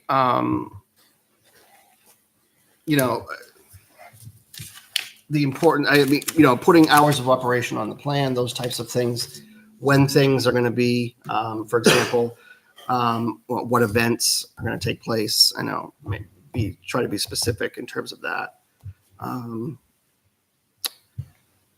And I don't know, in terms of the issue, I think the certificate of occupancy, I'm going to go back to that in a minute. Just want to keep monitoring that as we can, so that we know what's going on with that. I think that's important. But I think what has to happen right now, I think maybe getting more of this detail onto the plan. Yep. I think I'm really concerned about making sure there's detail and that we have the notes that we need and the issues are addressed. And I think that's important. Yep. So we'll take it one step at a time. We'll do that. And then if we need to have another review where we have to do, date certain or whatever, if we have to rearrange things in terms of the plan and whatever and have it reviewed, then we can do that as well. And so maybe that may mean doing another hearing, but I don't know. Maybe we can get it done at the next meeting. It depends on but I would like to see some tentative dates for when things are going to be completed. I think that's important. So deadlines are going to be important here, I think. And so I would like to see that, take that in consideration with the different things that are going to be putting in there and what you're going to be doing. So does everybody have any further questions for the applicant? What about the parking that Mr. Morgan Hollis brought up? If it's a lot that's not on the plan already, but they're trying to try to use it for parking, should Yes. that be a new site plan? I don't know. Wasn't that brought up? Jay, what do you think? What are your thoughts on that one? I think I want to look at that in more detail, but I think that's really a decision for the board. Okay. A separate site decision, I think whether it or was not we have a if separate the, site if the plan. land being used for a certain parking lot. I don't know if it's the one across the road or It's lot 14. the other one that it was in yellow in the highlight. I think the board, you could amend a plan to include additional areas that weren't previously Okay. included. So All I right. think that I don't want to push it possible. through a new site But- plan. Oh, well, But thank you. if we could. No, and we'll Solve the issue. provide more definition to that. And just to clarify, there's no residential house on that lot. It looks like it because it uses the same driveway, but there's a yellow house there that these guys own, Mike and Wayne own, but it's a separate lot than what we're showing as the employee park. But we'll provide more detail for that. And I think that we were showing that as parking as sort of an overall cleanup item because it's not something new that's been occurring Yeah. that we're asking for. It's just we're showing it because it's been occurring there and we want to kind of incorporate all this so that it's an accurate representation of everything we're proposing that's going on and that we're not varying from that. Is February 4th the next? Well, they meet every 2 weeks, so twice Well, a yeah, month. the so. next meeting is it the? January 21st and then February. Right, January 21st. February, what, 4th? February 4th would be the next. Well, When do you think you can get?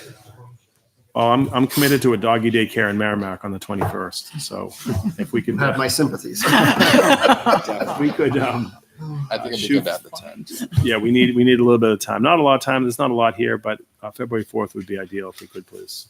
Okay. All right. Is it possible to get plans to Jay? Yep. Ahead of time? Oh, Sure, absolutely, of course. yeah. So Yep. that he can review them ahead of time? Yep. Absolutely. So maybe like a week ahead of time? I don't know how much Oh, time yeah, do you we can- need, Jay? Was it We could be week is ideal. If you can get That'll work. within that. Yeah, timeframe, absolutely. Yep. we would appreciate it. Just a small thing. My plans here, my notes aren't lining up with what. We added a note. Okay. Yes. All right. We added note 2 in regards to this new area that we added and the dates. Okay. So it just 19 is now 20. Yeah, So yeah, I was yeah. noticing that too. Oh, So, okay. that's why there's a discrepancy. Those numbers are from the previously approved plan Oh, that would be talked about 19 and 20. oh, okay. Yeah. What I'm looking at is the current. It's the same note. It just moved down one Yeah, because we added a note. Yeah. Okay. So what I would entertain a motion to probably continue this hearing to a date and time certain, February 4th. And at 7:00 here and have the opportunity for the applicant to return and to provide us with a updated plan. So moved. Do you have a second? Second. Do we have discussion? All those signify by saying aye. Aye. Those opposed, abstained, motion carries 500. The public hearing, it remains open, and we will see you on the 4th of February. Thank you very much. Happy New Year, everyone. Thank you. Thank you. Thank you for staying so late, everyone. Thank you. Don't even need to go home. Just go right back to work. Yeah, really. We still have one more here. Yes, we do. We have one more task tonight. We're almost there, folks. Bear with me. Yeah. I hope you're getting overtime, Joan. Okay, final, You too. final order of business tonight. Good night. Bye-bye. Is the proposed zoning amendments for public hearing. We have the proposed amendments that we voted on last time regarding sheds, gasoline sales, automotive services, repairs, fast food restaurants, and electric signs. Is there any members of the public who wish to comment? I don't see anybody in the audience to comment on this, so, Hoping maybe one of them were here. yeah, right, I thought.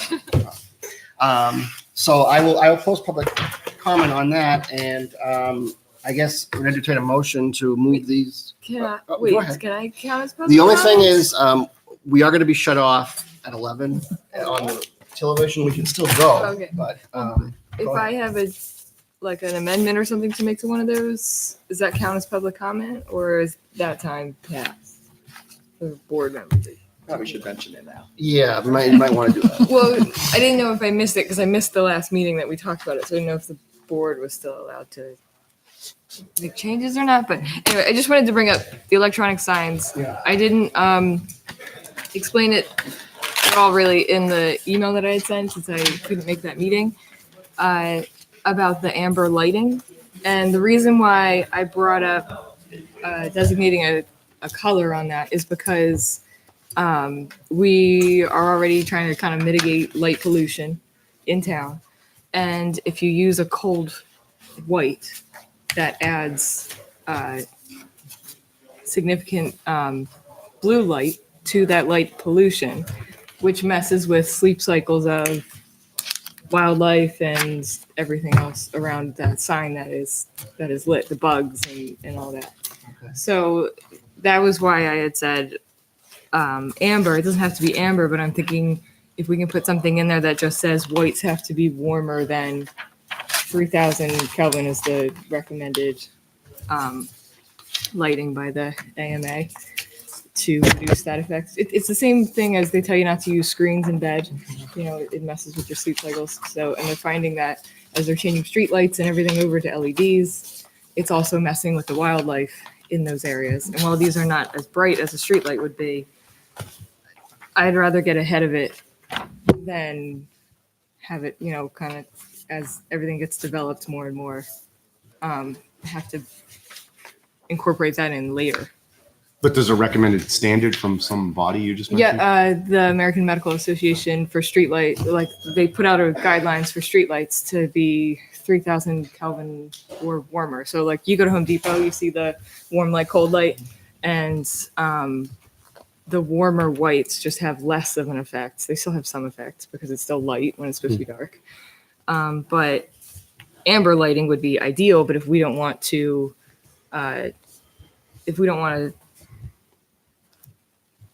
keep the regulation down that tight, then if we could at least say a warm white versus the cold, I think we should. But you know, that would be just like a up to the board, obviously. Does that medical, whatever you're quoting, say amber or that soft white light? They 'Cause say, we could say as per and that they say, recommendation.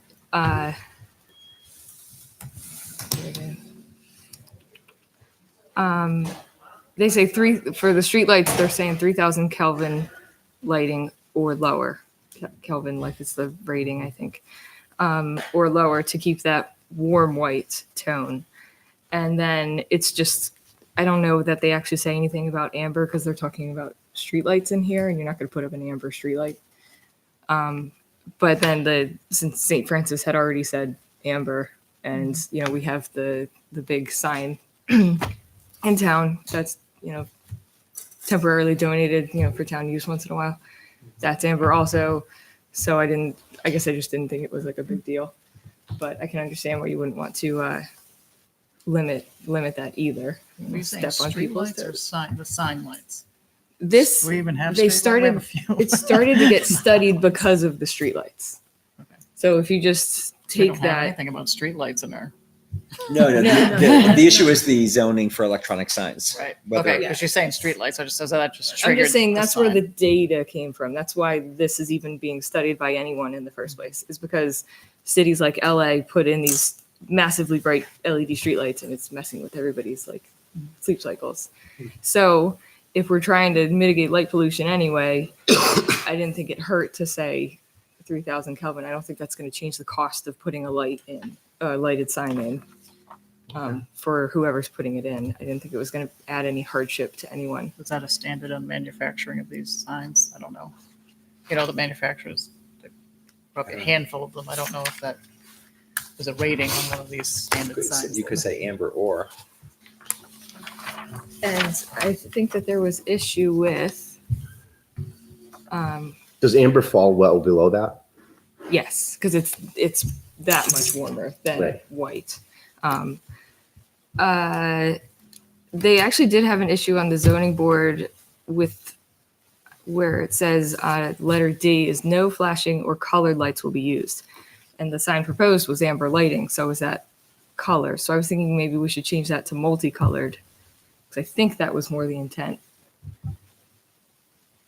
Or yeah, I guess that would open it up to they could have like purple or something, which maybe You we probably don't have to want. say, you'd probably have to say with, if you're going to allow amber, with the exception of amber or D below, Okay, yeah, you would something accept it. You'd make an exception for the amber. something like that. And that Because keeps you from red, green, blue. yeah, okay. Because that did come up at that zoning board meeting for the St. Francis sign.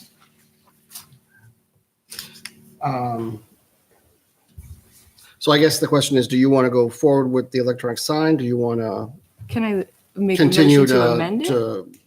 Well, I mean, what we can do, I mean, is, you can make a motion to amend it if you want to. What I was going to say is, I mean, maybe we could just hold back on it until we have more time to discuss it. I mean, it sounds like, Want to make a motion to amend it and just have a second hearing on it. But You you were have trying to have a Right. second. yeah, hearing. we're going to have enough time to do that. That's my Yeah. my the warrant concern. article. That's why we held the hearing tonight, so that we Okay. could hold a hearing on the 21st if we make any changes to any language. So do you want to make a motion then to amend? Yes, do I need actual Close enough and. verbiage? Yeah, You can make it pretty. So yeah, as long as you have the intent, we can get the verbiage. Okay, so I'd like to make a motion to amend the new section 1502.03 D to allow amber lighting and to add, I think it would be maybe a letter G to no, actually no. Okay, a motion to amend to allow for amber lighting for 1502.03 D. And then I guess I can only make one motion at a time because I think the white light would be up under the design and lighting of the sign. I think the gist of your motion is to allow amber light, or in the alternative, to limit the white light to 3,000 Kelvin or warmer.